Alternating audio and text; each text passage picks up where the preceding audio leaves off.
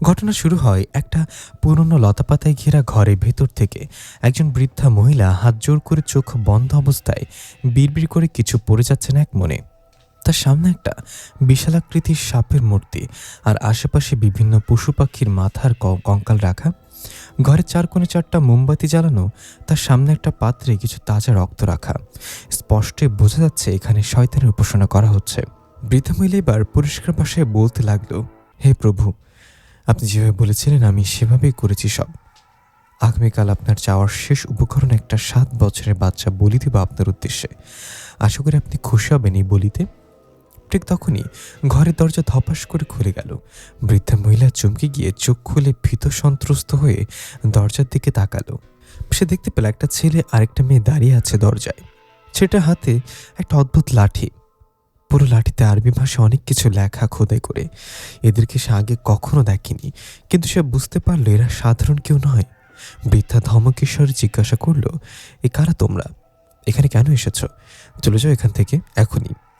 সেটা বলল, চলে তো যাবোই ডাইনি বুড়ি, তবে তার আগে যেটা করতে এসছি সেটা করে নিই। এই বলে ছেলেটা এগিয়ে এসে বুড়ির মাথায় আঘাত করলো লাঠি দিয়ে। মেয়েটা এসে বুড়িকে পেছন থেকে ধরে হাত বেঁধে দিল। এরপর মেয়েটা বলল, আচ্ছা স্যার, এই মানুষগুলো শয়তানের উপাসনা কেন করে?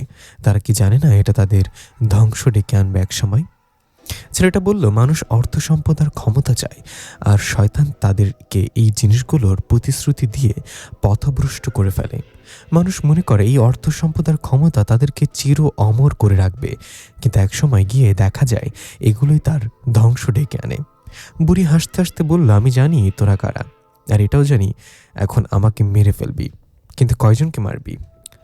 আমার মতো হাজার জন আছে যারা এই কাজ করে যাচ্ছে। ছেলেটা বলল, আমি তোদের মতো শয়তানের পূজারীদের মারার জন্য 1000 বার জন্ম নেব, তবু তোদের শেষ করে ছাড়ব। নিষ্পাপ বাচ্চাদের বলি দিয়ে তোরা শয়তানকে খুশি করিস, এখন আমি তোর বলি দিয়ে শয়তানের খুশিতে পানি ঢেলে দেব। আর এটা আমি করতেই থাকবো যতদিন তোদের মতো মানুষরূপী ডাইনিদের নিঃশেষ না করি। এই বলে ছেলেটা লাঠি উল্টো করে ধরতেই দেখা গেল সেটা এক তরবারিতে পরিণত হয়েছে। এক কোপে বৃদ্ধার ঘাড় থেকে মাথা আলাদা করে ফেলা হলো। রক্তের ছিটা গিয়ে পড়ল পেছনে দাঁড়িয়ে থাকা মেয়েটার মুখে। মেয়েটা বলল, স্যার, এখন আপনি ভালো করে মাথা আলাদা করতে পারেন না? রক্ত কেন ছিটে যায়? আমার মতো কিউট একটা মেয়ের মুখে এই ডাইনি রক্ত লেগে গেল।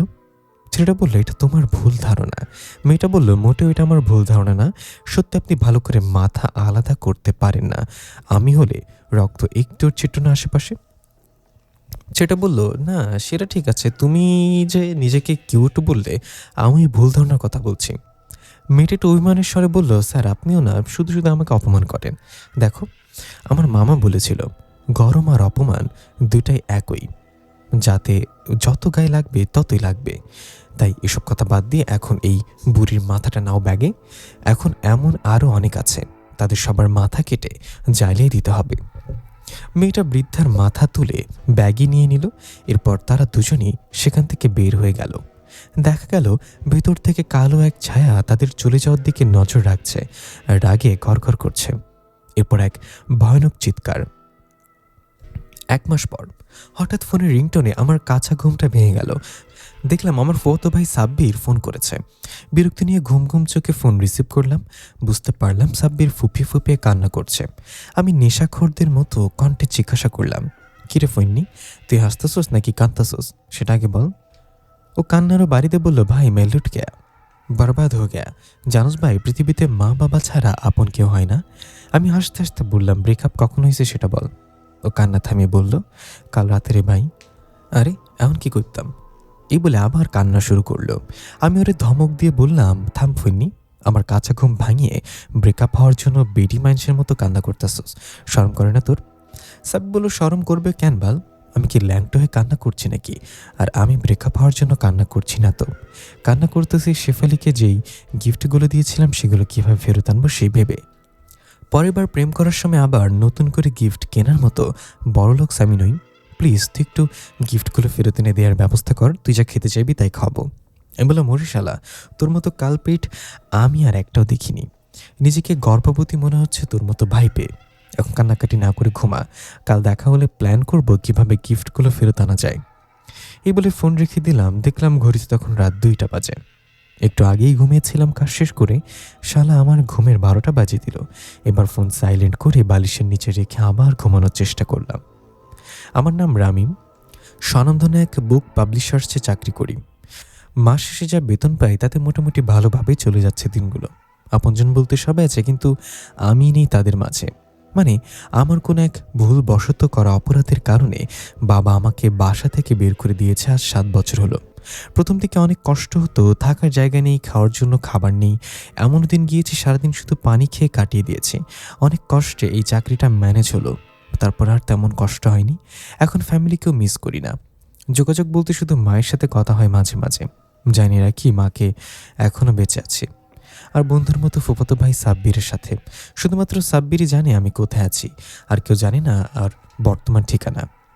চোখ লেগে এসেছে, আমি হারিয়ে যাচ্ছি ঘুমের রাজ্যে। ঠিক তখনই দরজায় ধূপধাপ শব্দ। মনে হচ্ছে কেউ দরজা ভেঙে ফেলছে। আমি দরফর করে উঠে বসলাম। একটু ভয় হলো, কারণ এই কলোনিতে গত কয়েকদিন ধরে ডাকাতের উৎপাত খুব বেড়ে গিয়েছে। আমি চুপচাপ বসে আছি খাটের উপরে। শব্দটা কিছুক্ষণ থেমে আবার হলো। আমি দরজার কাছে গিয়ে জিজ্ঞাসা করলাম, কি এত রাতে? ওপাশ থেকে এক মহিলা কণ্ঠ বলল, আমি তোমার প্রতিবেশী বাবা, ওই সামনের বিল্ডিংয়েই থাকি। একটু দরজা খোলো বাবা, আমি খুব বিপদে পড়েছি। আমি তাড়াতাড়ি দরজা খুলে দিলাম। আরে, ওনাকে তো আমি চিনি। শুধু আমি কেন, এই কলোনির প্রতিটা ছেলে ওনাকে চেনে, কারণ তার একটা সুন্দরী মেয়ে আছে, নাম তুবা।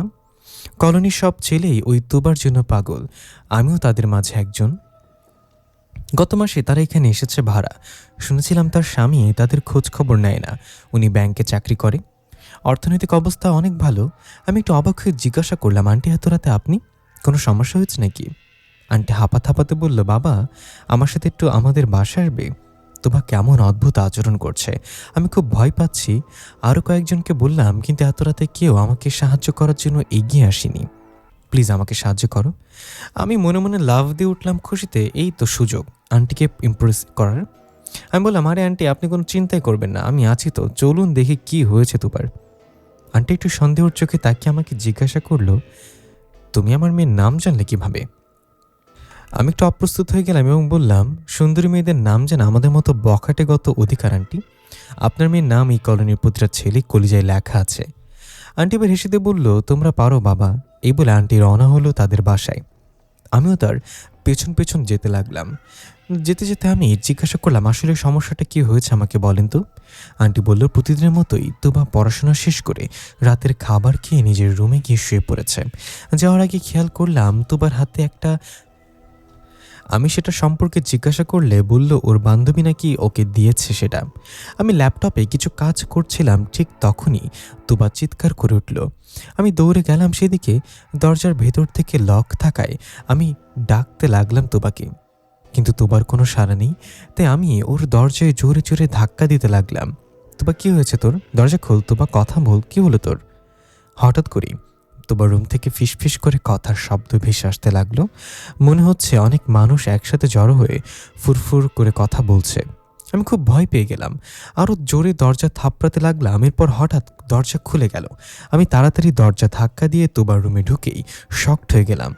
খাটের উপর বসে চুলগুলো পুরো এলোমেলোভাবে ছেড়ে দিয়ে আরবি ভাষায় কি যেন বলে যাচ্ছে। আমি ভয়ে ভয়ে এগোতেই কর্কশ কণ্ঠে তুবা বলে উঠল, চলে এখান থেকে, আমাকে একা ছেড়ে দে। ওটা তোবার কণ্ঠ ছিল না বাবা। আমি ভয়ে দৌড়ে বাসা থেকে বের হয়ে যাই কারোর কাছে সাহায্য চাওয়ার জন্য, কিন্তু কাউকেই পাচ্ছিলাম না। আর যাদেরকে পাচ্ছিলাম তারা সাহায্য করতে রাজি হয়নি। অবশেষে তুমি আসলে। সবসময় আমি বুঝতে পারলাম এটা ভূত পেতের কোনো সমস্যা। আগে জানলে আমিও আসতাম। মনে মনে দোয়া পড়তে লাগলাম, আল্লাহ এই যাত্রায় বাঁচিয়ে নিও। আমি তোমাকে বোনের চোখে দেখব। আন্টির সাথে ধীরে ধীরে তাদের বাসায় প্রবেশ করলাম। আন্টি খুব ভয় পাচ্ছে, সেটা তার চেহারা দেখেই বোঝা যাচ্ছে। আমিও ভয় পাচ্ছি, কিন্তু সেটা আন্টিকে বুঝতে দেওয়া যাবে না, মান সম্মানের ব্যাপার। আমি বললাম, আন্টি আপনি এখানে দাঁড়ান, আমি দেখছি। এই বলে আমি আস্তে আস্তে তুবার রুমে প্রবেশ করলাম। কেমন যেন একটা ভাবসা গরম রুমের ভেতরে। আমার হাঁটু কাঁপছে ভয়ে। দেখলাম তুবা দেয়ালের দিকে মুখ করে খাটের উপরে বসে আছে। ওর মুখটা দেখা যাচ্ছিল না। আমি আস্তে করে ডাক দিলাম, তুবা। কোনো সারা শব্দ পেলাম না ওদিক থেকে। হঠাৎ আমার চোখ গেল তুবার পড়ার টেবিলে। কাঠের টেবিলের ওপর আরবিতে বড় বড় অক্ষরে লেখা, মিনহা। টেবিলে মিনহা লেখা দেখে চমকে উঠলাম। এই নামটা আমি আগেও শুনেছি, কিন্তু মনে পড়ছে না। কেউ তো বলেছিল আমাকে এই নামটা। আমি তুবার দিকে এগিয়ে গেলাম। পেছন থেকে কয়েকবার ডাকার পরও তুবা কোনো উত্তর দিচ্ছে না। আন্টি দরজায় ভয়ে ফুটবলের মতো গোল হয়ে আছে। আমি ধীরে ধীরে তুবার কাঁধে হাত রাখলাম। সাথে সাথে তুবা গঙ্গানির শব্দ করে উঠল। আমি একটু ঘাবড়ে গিয়ে বললাম, তুবা কি হচ্ছে তোমার? হঠাৎ এক ঝটকায় তুবা তার ঘাড় ঘুরিয়ে আমার দিকে তাকালো, কিন্তু তুবার শরীর নড়ল না একটু। তখন তুবার চোখের কোনো মনে ছিল না। সম্পূর্ণ ধবধবে সাদা রঙের চোখ আমার দিকে তাকিয়ে ভয়ঙ্কর এক হাসি দিয়ে বাচ্চা বাচ্চা কণ্ঠে বলল, আমি তুবা না, আমি মিনহা। তোমাকে তোরা কখনোই আর ফিরে পাবি না। তোমার এমন রূপ দেখে আমার কলিজা শুকিয়ে গেল। আর কিছু না ভেবে বাবা গো বলে সেখান থেকে দৌড় দিলাম। আন্টি জামা টেনে ধরলো পেছন থেকে আর বললো, বাবা যেও না, আমার মেয়েটাকে বাঁচাও। বললাম, আন্টি আমি আপনার বাবা না, আমার নাম রামিম। আমি এই ঝামেলার মধ্যে নেই, আমাকে ছেড়ে দিন। আন্টি এবার কেঁদে দিয়ে বলল, রামিম তুবা ছাড়া এই দুনিয়াতে আমার কেউ নেই। আমি বেঁচে আছি শুধু আমার মেয়েটার মুখের দিকে তাকিয়ে। তোমার যদি কিছু হয়ে যায় তাহলে আমি বাঁচবো না। বাবা প্লিজ আমাকে সাহায্য করো। আন্টির কান্না দেখে সত্যি অনেক মায়া লাগলো। সে তো একজন মা। আমি না হয় এখান থেকে নিজের জীবনের ভয়ে পালিয়ে যাব, কিন্তু সে তো পারবে না আদরের মেয়েকে ছেড়ে পালিয়ে যেতে। কেয়ার করার সিদ্ধান্ত নিলাম আমি তুবাকে এভাবে ফেলে যাব না। হঠাৎ দেখলাম তুবা উঠে দাঁড়ালো। আন্টি আর আমি দরজার কাছে দাঁড়িয়ে আছি। আন্টি ডাক দিল, তুবা মা আমার, কি হয়েছে তোর? তুবা চিৎকার করে কর্কশ গলায় বলল, বলেছি না আমি তুবা না, আমি মিনা। এই বলে সে জানলার দিকে এগিয়ে গেল। একটানে জানলার লোহার গ্রিলটা খুলে ফেলল। আমি অবাক হয়ে গেলাম। কোনো সাধারণ মানুষের এমন শক্তি নেই যে লোহার গ্রিল খুলে ফেলবে। তারপর সে জানলার উপর ঠায় উঠে দাঁড়ালো। আন্টি বলল, রামিম তোমাকে ধরো। সে লাফ দিতে যাচ্ছে। আমি এক দৌড়ে গিয়ে লাফ দেওয়ার আগ মুহূর্ত তুবাকে ধরে ফেললাম এবং টান দিলাম ভেতর থেকে। টানের চোটে তুবা একদম আমার বুকের উপরে এসে পড়লো এবং দুজনেই ফ্লোরে পড়ে গেলাম। কেমন যেন বাংলা সিনেমার মতো লাগছে। আমি নায়ক আর তুবা নায়িকা। সে আমার বুকের উপর পড়লো আর গান শুরু হয়ে গেল। হঠাৎ আমার ঘোর ভাঙলো তুবার ডাকে, এই কে আপনি? আম্মু তুমি কই? এই ছেলেটাকে আমার রুমে কি করছে? এগুলো বলতে বলতে আমার উপর থেকে উঠে গেল তুবা। আমি উঠে দাঁড়িয়েও অবাক হয়ে বললাম, তুমি তুবা নাকি মিনা সেটা আগে বলো। হঠাৎ করে ঠিক হয়ে গেল কিভাবে? আন্টি দৌড়ে এসে তার মেয়েকে জড়িয়ে ধরলো। তুবা বলল, আম্মু কি হয়েছে? এমন করছে কেন? আর এই ছেলে কে আমার রুমে কি করছে? আন্টি বলল, হচ্ছে রামিম, আমাদের প্রতিবেশী। সব বলছি তোকে। এখনই আমাদের এখান থেকে যেতে হবে। এই বাসায় কোনো সমস্যা আছে। রামিম চলো তাড়াতাড়ি। আমরা সেখান থেকে দৌড়ে বের হলাম।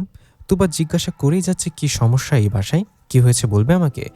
আমি বললাম, আরে রেডিও চুপ থাকে একটু, আগে এখান থেকে বের হয়ে নেই। এক দূরে কলোনির বাইরে এসে থামলাম। তিনজনই হাঁপাচ্ছি। আমি হাঁটুতে ভর দিয়ে দম নিচ্ছি। তুবা বলল, এখন তো বলো কি হয়েছে? আমরা এইভাবে ভাগলাম কেন বাসা থেকে? আন্টি তোমাকে সব কিছু বললো প্রথম থেকে। তোমার সব শোনার পর নিচের দিকে মাথা দিয়ে একটু সামনে গিয়ে সম্পূর্ণ ভিন্ন এক কণ্ঠে বলল, তাহলে তো আমাদের সেখান থেকে ভেগে আসা ঠিক হয়নি। আমার ভুল করেছি আমরা। আন্টি আর আমি দুজনেই শক। আন্টি কিছু বলতে যাবে তখনই আন্টির ফোন বেজে উঠল।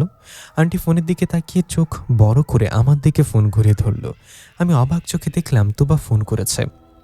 তুবা যদি ফোন করে তাহলে এটা কে যাকে আমাদের সাথে নিয়ে আসলাম? সামনে তাকাতেই দেখি তুবা সেখানে নেই। আরে এখানেই তো দাঁড়িয়েছিল, গেল কোথায়? যাকে আমাদের সাথে নিয়ে আসলাম। সামনে তাকাতেই দেখি তুবা সেখানে নেই। আন্টি ফোন রিসিভ করে লাউড স্পিকারে দিল। ওপাশ থেকে তুবা কান্না করতে করতে বলল, আম্মা এত রাতে আমাকে বাসায় একা রেখে তুমি কোথায় গেছো? আমার খুব ভয় করছে। কারা যেন ঘরে হাঁটাহাঁটি করছে। আমি তাদেরকে দেখতে পাচ্ছি না। আম্মু প্লিজ আমাকে নিয়ে যাও এসে। আমরা বুঝতে পারলাম সাথে করে যাকে এনেছিলাম সে তুবা ছিল না। তুবা তো বাসায় থেকে গিয়েছে। তাড়াতাড়ি করে আমরা দুজন আবার কলোনিতে ফিরে গেলাম। দৌড়ে আন্টিদের বাসায় পৌঁছালাম, কিন্তু দরজা ভেতর থেকে বন্ধ। আমি কয়েকটা লাঠি দিলাম দরজায়। ভেতর থেকে তুবার কণ্ঠ ভেসে আসলো, আম্মু আমাকে বাঁচাও, ওরা আমাকে নিয়ে যাচ্ছে, আমাকে যেতে দিও না আম্মু। আন্টি দরজায় ধাক্কা দিতেই দরজা খুলে গেল।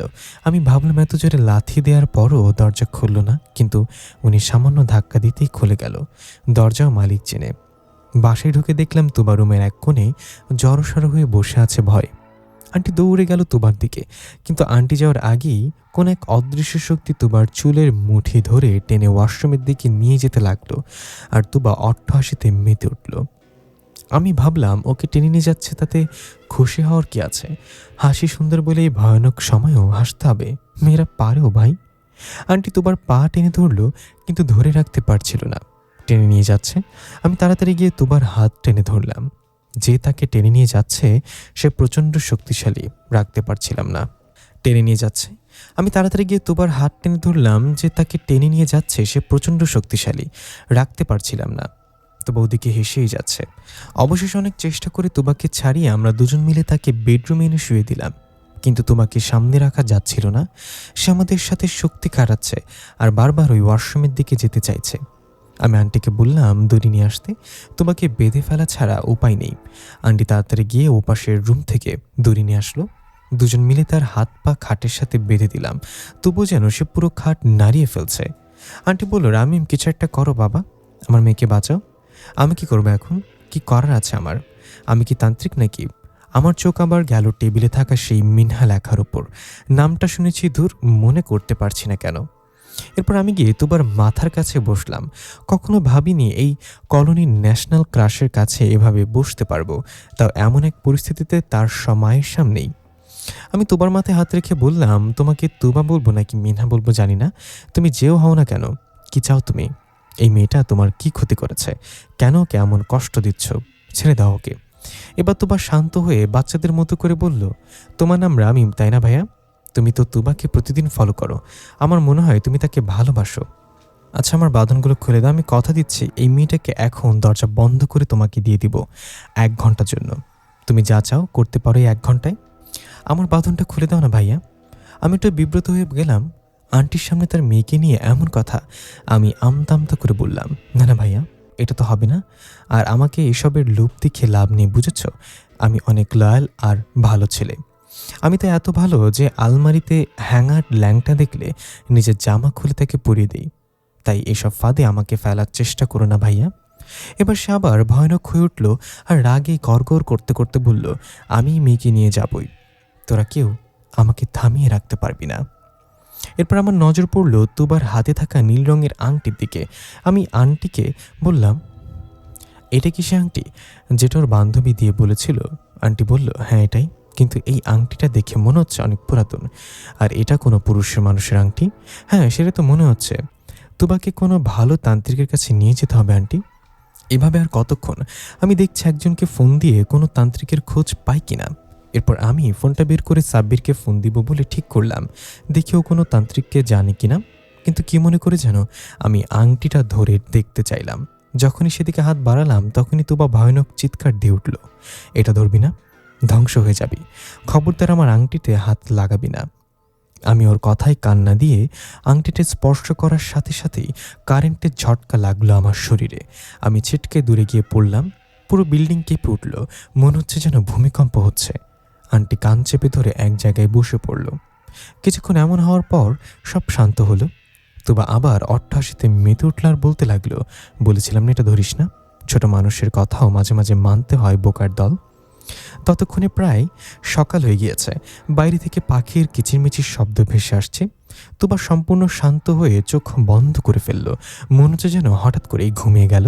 আন্টিকে তুবার পাশে বসে ফুপিয়ে কান্না করতে লাগলো। আমি বললাম, আন্টি এখনো কিছুই স্বাভাবিক হয়নি, দয়া করে তুবার বাঁধন খুলবেন না, আমি দেখছি কি করা যায়। এরপর সাব্বিরকে কল করলাম। কল রিসিভ করে বলল, ভাই এত সকালে কিভাবে উঠলি তুই? তোকে তো বোম্বেরও এত সকালে উঠানো যায় না। এগুলো আগে কথা শোন, তারপর রাতের ঘটনা এক এক করে সব বললাম সাব্বিরকে। আর বললাম, ভালো কোনো তান্ত্রিকের খোঁজ জানলে বল আমাকে, তোমাকে এখনই নিয়ে যেতে হবে। সাব্বির বলল, এত কিছু হয়ে গিয়েছে, তুই আমাকে রাতে কল করিসনি কেন? এইসব বিষয়ে আমার অনেক অভিজ্ঞতা আছে। তোকে তো এখনো বলাই হয়নি তোর ভাই কি কি করেছে, কত জিন শয়তানের সাথে লড়াই করেছে। সেসব কথা পরে বলবো, তুই থাক, আমি এখনই আসছি, তারপর দেখি কি করা যায়। এই বলে সাব্বির ফোন রেখে দিল। আমি ওর কথার আগামাথা কিছুই বুঝলাম না। ও আবার কবে জিন ভূতের সাথে লড়াই করলো, শালা চাপাবাজ কখনো ভালো হয় না। আমি এসে দেখলাম তোবা এখনো চোখ বন্ধ করে আছে। আন্টিকে বললাম, চিন্তা করবেন না, আমি একজনকে খবর দিয়েছি, সে আসলে আমরা তোবাকে ভালো কোনো তান্ত্রিকের কাছে নিয়ে যাব, তোবা ভালো হয়ে যাবে। আন্টি বলল, তুমি না থাকলে আমি কি করতাম একা একা? হয়তো তোবাকে তাড়াতাড়ি তারা নিয়ে যেত। কি বলেছি ধন্যবাদ দিব বাবা তোমাকে? আমি বিড়বিড় করে বললাম, ধন্যবাদ লাগবে না, সুস্থ হলে আমাকে আপনার মেয়ের জামাই বানায়েন, তাতেই হবে। আন্টি বলল, বিড়বিড় করে কি বলছো, জোরে বলো না। না আন্টি, কিছু না। এই বলে চেয়ারে গিয়ে বসলাম। তারপর এক নজরে টেবিলে লেখা মিনহার দিকে তাকিয়ে রইলাম। কাঠের মাঝে মিনহা নামটা লোহার পেরেকের মতো কিছু দিয়ে খোদাই করে লেখা। কি লিখবে এটা, তো আবার আরবিতে? কিছুক্ষণের মাঝে সাব্বির চলে আসলো ঠিকানা অনুযায়ী। এসে আমাকে বলল, কোথায় তোর জিনভূত? দেখ তাকে আমি কেমন ধোলাই করি। সাব্বিরকে কিছু বলতে যাবো এমন সময় সাব্বিরও খেয়াল করলো টেবিলে লেখা মিনহা নামের দিকে। সাব্বির আমাকে বলল, এটা তো আরবি তাই না? কি লেখা আছে এখানে? আমি আরবি বুঝি না। আমি বললাম, এখানে লেখা আছে মিনহা। সাব্বির আতকে উঠল মিনহা নাম শুনে, কাপা কাপা গলায় বলল, মিনহা সেখানে কিভাবে? আমি বললাম, তুই কি জানোস কে এই মিনহা? আমারও মনে হয় আগে কোথাও শুনেছি এই নাম, কিন্তু মনে করতে পারছি না। সাব্বির বলল, ফইন্নি তোর আমি কইছিলাম এই নাম একবার। আমার বেস্ট ফ্রেন্ড হৃদিকার একমাত্র মেয়ের নাম মিনহা। হ্যাঁ, এতক্ষণে মনে পড়েছে তোর কোনো এক বেস্ট ফ্রেন্ডের অদ্ভুত একটা মেয়ে হয়েছে। আশ্চর্যজনকভাবে মাত্র 5 মাসে ওই মেয়ের জন্ম হয়েছে। তার চোখ সম্পূর্ণ নীল রঙের, আর ঠোঁট ছিল রক্ত লাল। তুই আমাকে বলেছিলি হৃদিকার মেয়ের কথা, আর তার নাম রেখেছিলি মিনহা। এখন মনে পড়েছে, সে তো আরও 4 বছর আগের কথা। সাব্বির বলল, হ্যাঁ, এর পেছনে অনেক বড় এক রহস্য আছে, সেটা সম্পর্কে কাউকে বলার নিষেধ। মিনহা আর 5টা বাচ্চার মতো সাধারণ বাচ্চা না, সময় হলে তুইও জানতে পারবি।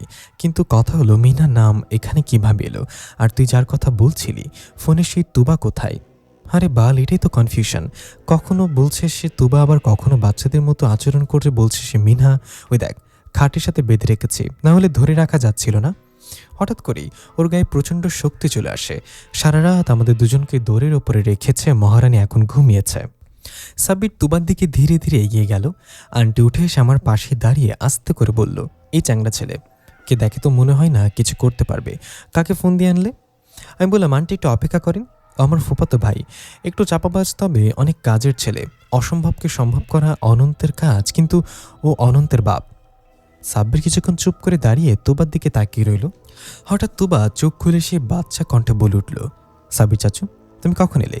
প্লিজ চাচু, আমার বাঁধন খুলে দাও না, ওরা খুব পচা, আমাকে সেই কখন থেকে বেঁধে রেখেছে। সাব্বির অপ্রস্তুত হয়ে বলল, মিনহা মামুনি, তুমি এখানে কি করছো? তারপর এই মেয়েটার শরীরে? ঋতিকার রিফান কোথায়? আমি জানি না চাচু, আমি তো আম্মা আব্বুর সাথে রাতে ঘুমিয়েছিলাম, তারপর আর আমার কিছু মনে নেই। আমি শরীর থেকে বের হতে পারছি না। আমি বের হলে ওই লোকটা আমাকে মেরে ফেলবে চাচু। কোনো লোকটা মামুনি, কে তোমাকে মেরে ফেলবে? তুমি বের হও শরীর থেকে। চাচ্ছু, ওই লোকটাকে দেখে নেব। না না চাচ্ছু, তুমি তার সাথে পারবে না। কি ভয়ঙ্কর দেখতে লোকটা, মাথার উপর বড় বড় 2টা শিং, দাঁতগুলো ইয়া বড়, তোমাকে কামড় দিবে সে। তুমি আমাকে আম্মু আব্বুর কাছে নিয়ে যাও চাচ্ছু। এরপর সাব্বির কিছু বলতে যাবে এমন সময় তুবার কথা বলার কণ্ঠ বদলে গেল। আবার সে ভয়ানক চোখের মণিবিহীন চেহারায় বলে উঠল, চলে যায় এখান থেকে। না তোরা এই মেয়েকে বাঁচাতে পারবে, আর না পারবি মিনহাকে নিয়ে যেতে। আমার উদ্দেশ্য সফল না হওয়া পর্যন্ত এদেরকে আমি ছাড়ব না। যদি তোরা এর মাঝে আসিস তাহলে তোদেরকেও মেরে ফেলবো। সাব্বির কান চুলকাতে চুলকাতে বলল, থামেন তো মামা, আপনার চেয়ে বড় বড় জিনকে শায়েস্তা করে এসেছে, আপনি কোন টুটটুট? এখন ভালো ভালো বলছি মিনহাকে ছেড়ে দিয়ে তুবার শরীর থেকে চলে যান। যদি হৃদিকার রিফান জানিয়ে তাহলে পালানোর সময়ও পাবেন না। তুবা হাসতে হাসতে বলল, ওই তান্ত্রিক আর তার দলবলকে হারিয়ে ভাবছস আমার সাথে পেয়ে যাবি? তান্ত্রিক তো বোকা, হেরে গিয়ে ভালো হয়ে যাওয়ার সিদ্ধান্ত নিয়েছে, তাই তো সে এখন আমার কারাগারে বন্দি, সেখানেই পচে মরবে। আর কয়েকদিন আগে আরেকজনও হেরেছে তোদের মতো দুর্বল প্রাণীদের কাছে, নাম ছিল তার প্রধান। আমি তাকে সেখান থেকে বাঁচিয়ে না আনলে উর্বা আর রিজবি মিলে তার নিজের সাম্রাজ্যের নিচে চাপা দিয়ে তাকিয়ে মেরে ফেলত। কিন্তু আমাকে তাদের মতো দুর্বল ভাবিস না, আমি সব আটঘাট বেঁধেই ময়দানে নেমেছি। সাব্বির বলল, আপনি তো দেখি ইতিহাসের ছাত্র, আগের সব ঘটনাই জানেন। তবে এটা বুঝতে পারছি সোজা কথায় আপনি মানবেন না, তাই আপনাকে মারার পর আমি দেখব আপনার ঘাড়ের কোন রগটা তেরা, টান দিয়ে সেটা ছিঁড়ে ফেলব। এখন বলেন তো মহারাজ, আপনি কে আর আপনি কি চান? আমি কি চাই সেটা তো এত তাড়াতাড়ি কেউ জানবে না। আমি আমার পরিকল্পনা অনুযায়ী এগিয়ে যাব। আর জেনে রাখ, আমি সব জিনদের বড় জিন ডুরিয়া, নাম তো শোনাই হোগা। সাব্বির অবাক হয়ে বলল, শাহরুখ খানের ডায়লগ মারেন কেন? আর আপনি তাহলে ডোরিয়া? আমি তো ভেবেছিলাম আপনি কোনো শক্তিশালী জিন হবেন। তাহলে এখন গালিব স্যার আর রিশফাবুকে খবর দিতে হবে। একবার হেরে পেট ভরেনি আপনার, আবার চলে এসছে নতুন ফোন দিয়ে। তারা এসে আবার আপনার ব্যান্ড বাজাবে। এই কথা বলার সাথে সাথে তুবা ক্রোধে ফেটে পড়ল। ভয়ঙ্কর চিৎকার দিয়ে হাত পায়ের বাঁধন টাস ঠাস করে ছেড়ে ফেলল। এক ঝটকায় সাব্বিরের মুখের কাছে এসে পড়ল। সাব্বির এটা দেখে আচমকা পেছাতে গিয়ে হোঁচট খেয়ে পেছনে থাকা আমাকে নিয়ে পড়ে গেল। আন্টি তুবার এই রূপ দেখে ভয়ে কান্না করে দিল। আমি বললাম, ফইন্নি, তুই এটা কি করলি? কেমন বললি যে এত রেগে গেল? সাব্বির বলল, আমি এই জিনকে চিনি আর তার অতীতও জানি, সেটাই মনে করিয়ে দিয়েছিলাম। তুবা এখনও ক্রোধে হিংস্র পশুর মতো গঙ্গাচ্ছে।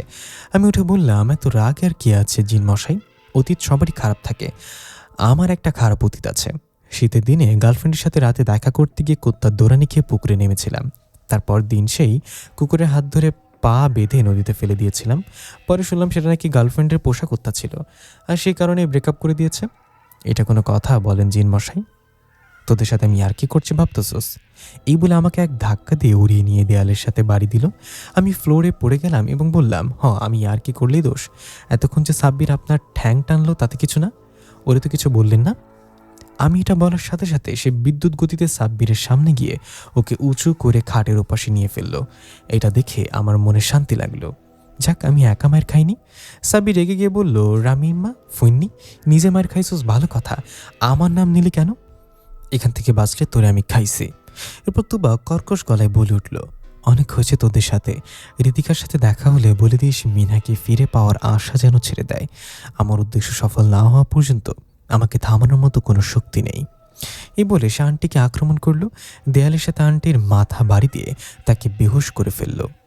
সাব্বির দৌড়ে গিয়ে তুবাকে ধরতে চাইল, কিন্তু এবারও সে সাব্বিরের মাথায় আঘাত করে তাকে ফ্লোরে ফেলে দিল। সাব্বির আর কোনো নড়াচড়া করছে না। আমি তাড়াতাড়ি সাব্বিরের কাছে গেলাম। সাব্বির, ওঠ, কি হয়েছে তোর? কথা বল। সাব্বিরের সাথে কি করলেন এটা? এটা বলে পেছনে তাকাতে দেখি সেখানে কেউ নেই। তুবা গেল কোথায়? আমি ডাকতে লাগলাম, তুবা, মিনহা, ডোরিয়া, যে হন না কেন, কোথায় চলে গেলেন? কিন্তু আশেপাশে কেউ নেই। এইমাত্র তো এখানে ছিল, এখন গেল কোথায়? আমি আন্টির কাছে গেলাম। সে এখনও বেহুশ হয়ে পড়ে আছে। ডাইনিং টেবিল থেকে পানি এনে আন্টির মুখে ছিটে দিলাম। আন্টির জ্ঞান ফিরে এলো। আন্টি উঠেই বলল, রামিম, তুবা কোথায়? বল আমাকে, তুবা কোথায়? আন্টি, আমি জানি না। হঠাৎ করে সে গায়েব হয়ে গেল। কীভাবে হলো আমি জানি না।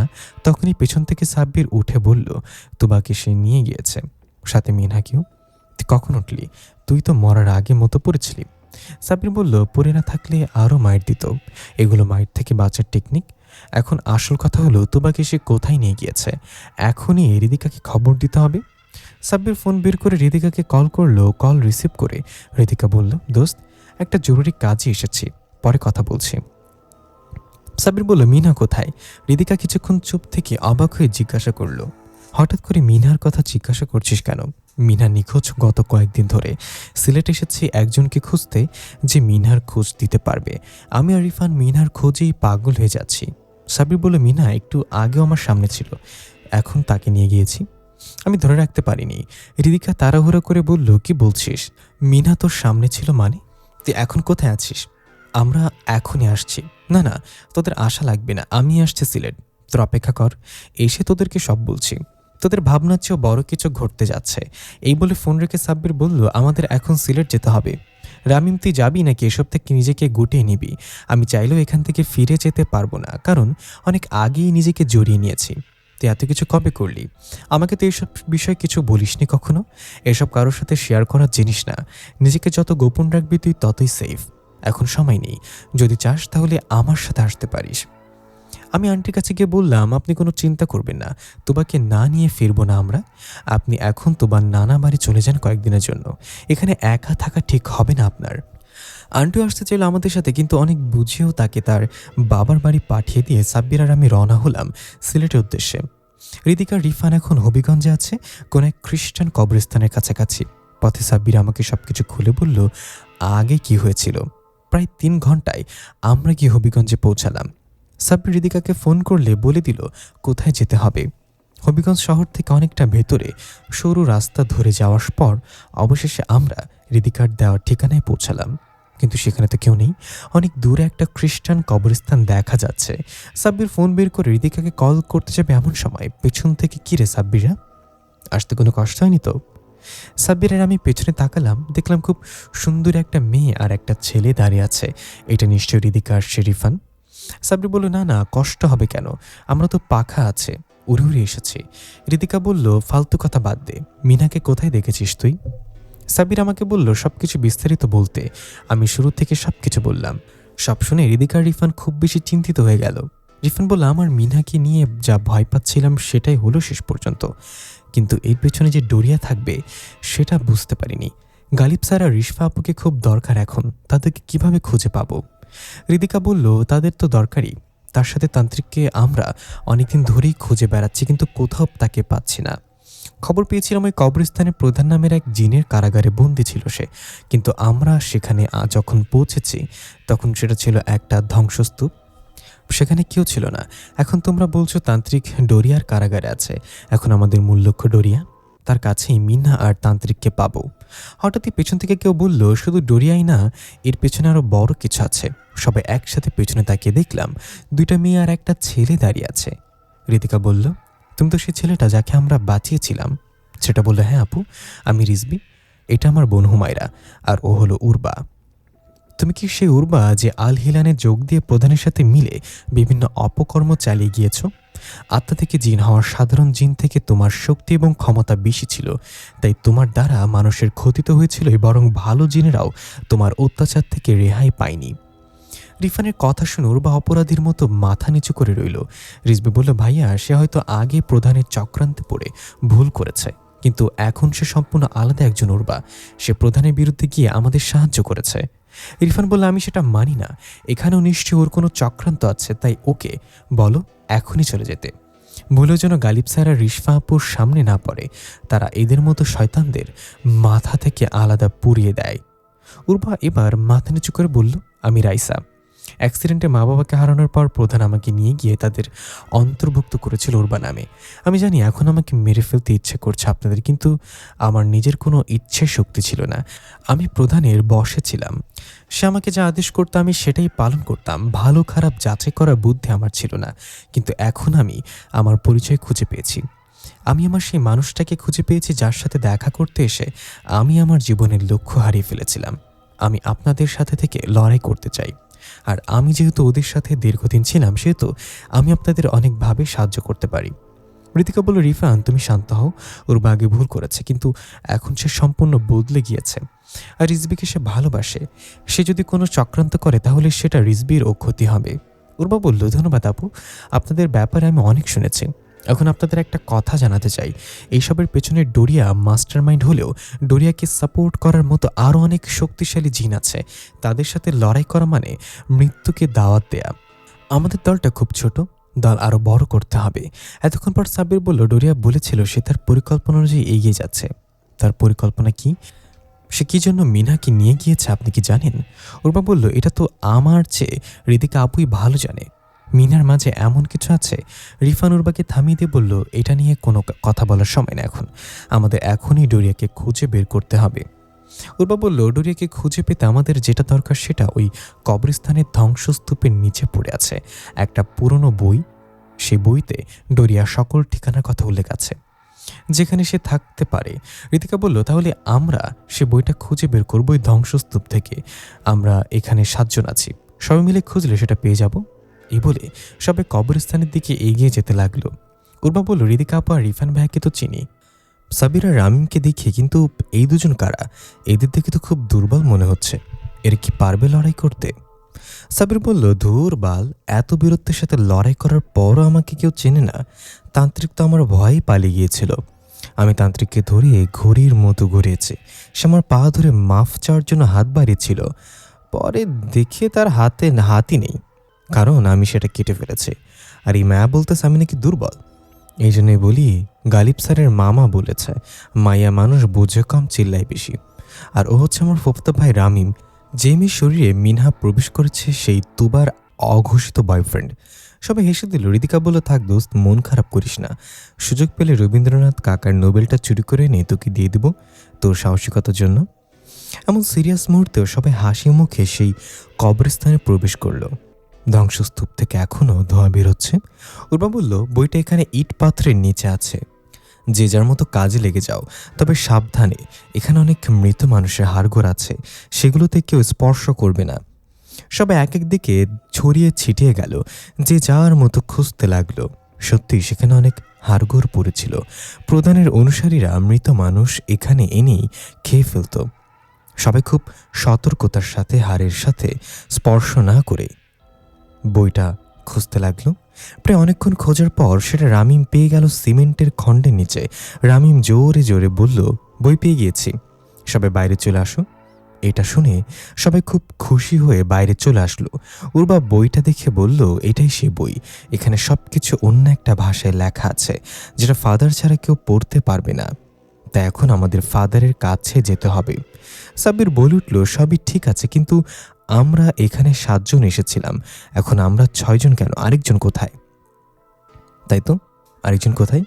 রিজভি বলল, আমার বোন হুমায়রা নেই, সে কোথায়? সে তো ধ্বংসস্তূপ থেকে বাইরে হয়নি। সবাই আবার তাড়াতাড়ি করে সেখানে ঢুকলো হুমায়রাকে খুঁজতে। রিজভি ডাকতে লাগলো, হুমায়রা কোথায় তুই? সবাই ডাকছে কিন্তু হুমায়রার কোনো খোঁজ নেই। হঠাৎ সাব্বির থেমে গেল। ঋতিকা বলল, কিরে থামলি কেন? সাব্বির হাতের ইশারায় ডান দিকে দেখালো। সবাই তাকিয়ে দেখলো হুমায়রা আসন করে বসে আছে উল্টো ঘুরে। সে কারোর সাথে কথা বলছে হাত নাড়িয়ে নাড়িয়ে। রিজভি এগিয়ে গেল সেদিকে। হুমায়রা, কি হয়েছে তোর? কার সাথে কথা বলছিস? বাইরে এলি না কেন? বলতে বলতে রিজভি গিয়ে হুমায়রার কাঁধে হাত রাখলো। সাথে সাথে হুমায়রা রিজভির হাত ধরে টান দিয়ে ছুঁড়ে ফেলে দিল। এটা দেখে উর্বা বলল, হুমায়রার ওপর কেউ ভর করেছে, সে নিশ্চয়ই হাড়ের কোনো অংশে স্পর্শ করেছিল। আমি বারবার নিষেধ করেছিলাম হাড় যেন কেউ স্পর্শ না করে। হুমায়রা উঠে স্তূপ থেকে ভাঙা ইট আর সিমেন্টের খণ্ড হাতের ইশারায় উড়িয়ে মারতে লাগলো আমাদের দিকে। সবই এলোমেলো হয়ে গেল। রিফান দৌড়ে গিয়ে হুমায়রাকে ধরে ফেলল, কিন্তু প্রচণ্ড শক্তিতে সে রিফানকে ছিটকে ফেলে দিল এবং রিজভির দিকে এগিয়ে যেতে লাগলো একটা রডের টুকরো নিয়ে। রিফান ছিটকে গিয়ে পড়ে থাকা পরিত্যক্ত রডের ওপরে পড়তে যাবে এমন সময় রিদিকা গিয়ে রিফানকে ধরে ফেলল। উর্বা বাতাসের গতিতে গিয়ে হুমায়রাকে এক ঝটকায় দূরে ফেলে দিল। হুমায়রা আবার দাঁড়িয়ে বলল, তুই আমাদের সাথে বেইমানি করেছিস, তোকে ছাড়বো না আমি। এই বলে উর্বার উপর ঝাঁপিয়ে পড়ল। দুজনের মাঝে হাড্ডাহাড্ডির লড়াই শুরু হলো। বুঝতে পারলাম হুমায়রার ওপর যে ভর করেছে সে কোনো সাধারণ জিন না, সেও প্রচণ্ড শক্তিশালী। এক পর্যায়ে উর্বা পেছন থেকে হুমায়রার গলা চেপে ধরল এবং চিৎকার করে বলল, কেউ হুমায়রার একটা চুল হলেও টান দিয়ে ছিঁড়ে ফেলো। রিজভি ছাড়া যে কেউ এটা তাড়াতাড়ি করো, আমি ওকে ধরে রাখতে পারবো না বেশিক্ষণ। হুমায়রা হিংস্র পশুর মতো জোর খাটাচ্ছে নিজেকে ছাড়ানোর জন্য, মাথা এদিক ওদিক ঝাঁকাচ্ছে যেন কেউ চুল ধরতে না পারে। সাব্বির তাড়াতাড়ি দৌড়ে গেল। অনেক চেষ্টা করে সে হুমায়রার কয়েকটা চুল ধরে ফেলল। এর মাঝেই হুমায়রা উর্বার হাতে কামড় বসিয়ে দিল। তবু উর্বা তাকে ছাড়ল না। সাব্বির এক টানে হুমায়রার কয়েকটা চুল ছিঁড়ে নিয়ে আসলো। হুমায়রা জোরে চিৎকার করে উঠল আর বলল, উর্বা, তুই তোর বেইমানির শাস্তি পাবি, আর সাথে এদের সবাইকে মরতে হবে। এরপর ধীরে ধীরে হুমায়রা শান্ত হয়ে গেল এবং জ্ঞান হারিয়ে ফেলল। রিজভি একটু আহত হয়েছে, বাম হাত অনেকটা কেটে গিয়েছে। উর্বা বলল, আমাদের এখনই বের হতে হবে এখান থেকে, কেউ এসে হুমায়রাকে উঠাও। রামিম বলল, সাব্বির তুই উঠা গিয়ে এই ভূতনিকে, এখানে সবাই মিঙ্গেল, তুই একমাত্র সিঙ্গেল, তাই ওকে উঠানো তোর দায়িত্ব। রিজভি হাতে ব্যথা না পেলে এটা রিজভিই করত। সাব্বির বলল, সিঙ্গেল বলে আর কত খ্যাপাবি আমাকে? আমি তোদের এই কথাবার্তার তীব্র নিন্দা জানাচ্ছি আর আগামীকাল হরতাল ডাকছি। দেশের জনগণ আমার পক্ষে আছে। এই বলে হুমায়রাকে উঠিয়ে নিল সাব্বির। তারপর সেখান থেকে সবাই বের হলো। উর্বা বলল, বই আমাদের হাতে আছে, এখন ফাদারের কাছে গিয়ে জেনে নেব ডোরিয়া এই মুহূর্তে তার কোন ঠিকানায় আছে। সবাই চার্চের উদ্দেশ্যে রওনা হলো। সাব্বির বলল, আমি এই আলুর বস্তাকে কতক্ষণ কোলে করে নিব রিজভি? তুমি তোমার বোনকে বলো না হুঁশে আসতে। আবার যদি জিন ভর করে তাহলে আমাকে উড়িয়ে নিয়ে যাবে। সবাই হেসে দিল সাব্বিরের কথা শুনে। রিজভি বলল, একটু কষ্ট করো ভাই, হুঁশ ফিরে আসবে এখনই। বলতে বলতে হুমায়রার জ্ঞান ফিরে এলো। তাড়াহুড়ো করে সাব্বিরের কাছ থেকে নেমে বলল, এই আপনি আমাকে কোলে নিয়েছেন কেন? সাহস তো কম না আপনার? সাব্বির বলল, শখের বশে কোলে নিয়েছে আফা, মাফ কইরা দেন। হুমায়রা একটু রেগে গেল। রিজভি এসে হুমায়রাকে সব কিছু বলল কি কি হয়েছিল। হুমায়রা বলল, কই, আমার তো কিছু মনে নেই। আমার শুধু মনে আছে হাড়গোড়ের ভিতরে পড়ে গিয়েছিলাম আমরা, তারপর জুতা থেকে হাত দিয়ে হাড়ের টুকরোগুলো ছাড়িয়ে দিয়েছিলাম, তারপর আর কিছু মনে নেই। উর্বা বলল, বারবার নিষেধ করার পরও কেন হাত দিয়ে স্পর্শ করলে? তুমি কি বিপদ ডেকে আনছিলে বলতে পারো? তোমার জন্য রিজভি আহত হয়েছে। রিজভি বলল, থাকো, বুঝতে পারিনি, পরের বার যেন এমন ভুল না হয়। এই বলে সবাই হাঁটা দিল চার্চের দিকে। সাব্বির আর হুমায়রা সবার পেছনে। হুমায়রা সাব্বিরকে বলল, সরি ভাইয়া, আসলে আমি বুঝতে পারিনি। সাব্বির বলল, আপনার লজ্জা করে না বয়ফ্রেন্ডের বয়সী একটা ছেলেকে ভাইয়া বলে ডাকতে? আমাকে সাব্বির বলে ডাকলে খুশি হব। হুমায়রা মুচকি এসে বলল, ঠিক আছে, সাব্বির বলেই ডাকবো। কথা বলতে বলতে সবাই গিয়ে চার্চে উপস্থিত হলো। আজ কেমন যেন এখানে নীরবতা বিরাজ করছে। আশেপাশে মানুষ তো দূরের কথা, একটা পাখালিও নেই। উর্বা বলল, সবাই সতর্ক হও, এখানের আবহাওয়া একদম ঠিক মনে হচ্ছে না। ফাদারের থাকার কক্ষে গিয়ে উর্বা কড়া নাড়ল দরজায়। ফাদার, আমি উর্বা, আপনি কি আছেন কক্ষে? কোনো সারা শব্দ নেই। হৃদিকা গিয়ে দরজা ধাক্কা দিতেই খুলে গেল। সবাই সেখানে প্রবেশ করলো, কিন্তু ফাদার নেই। হঠাৎ রামিম বলে উঠল, এখানে রক্তের দাগ।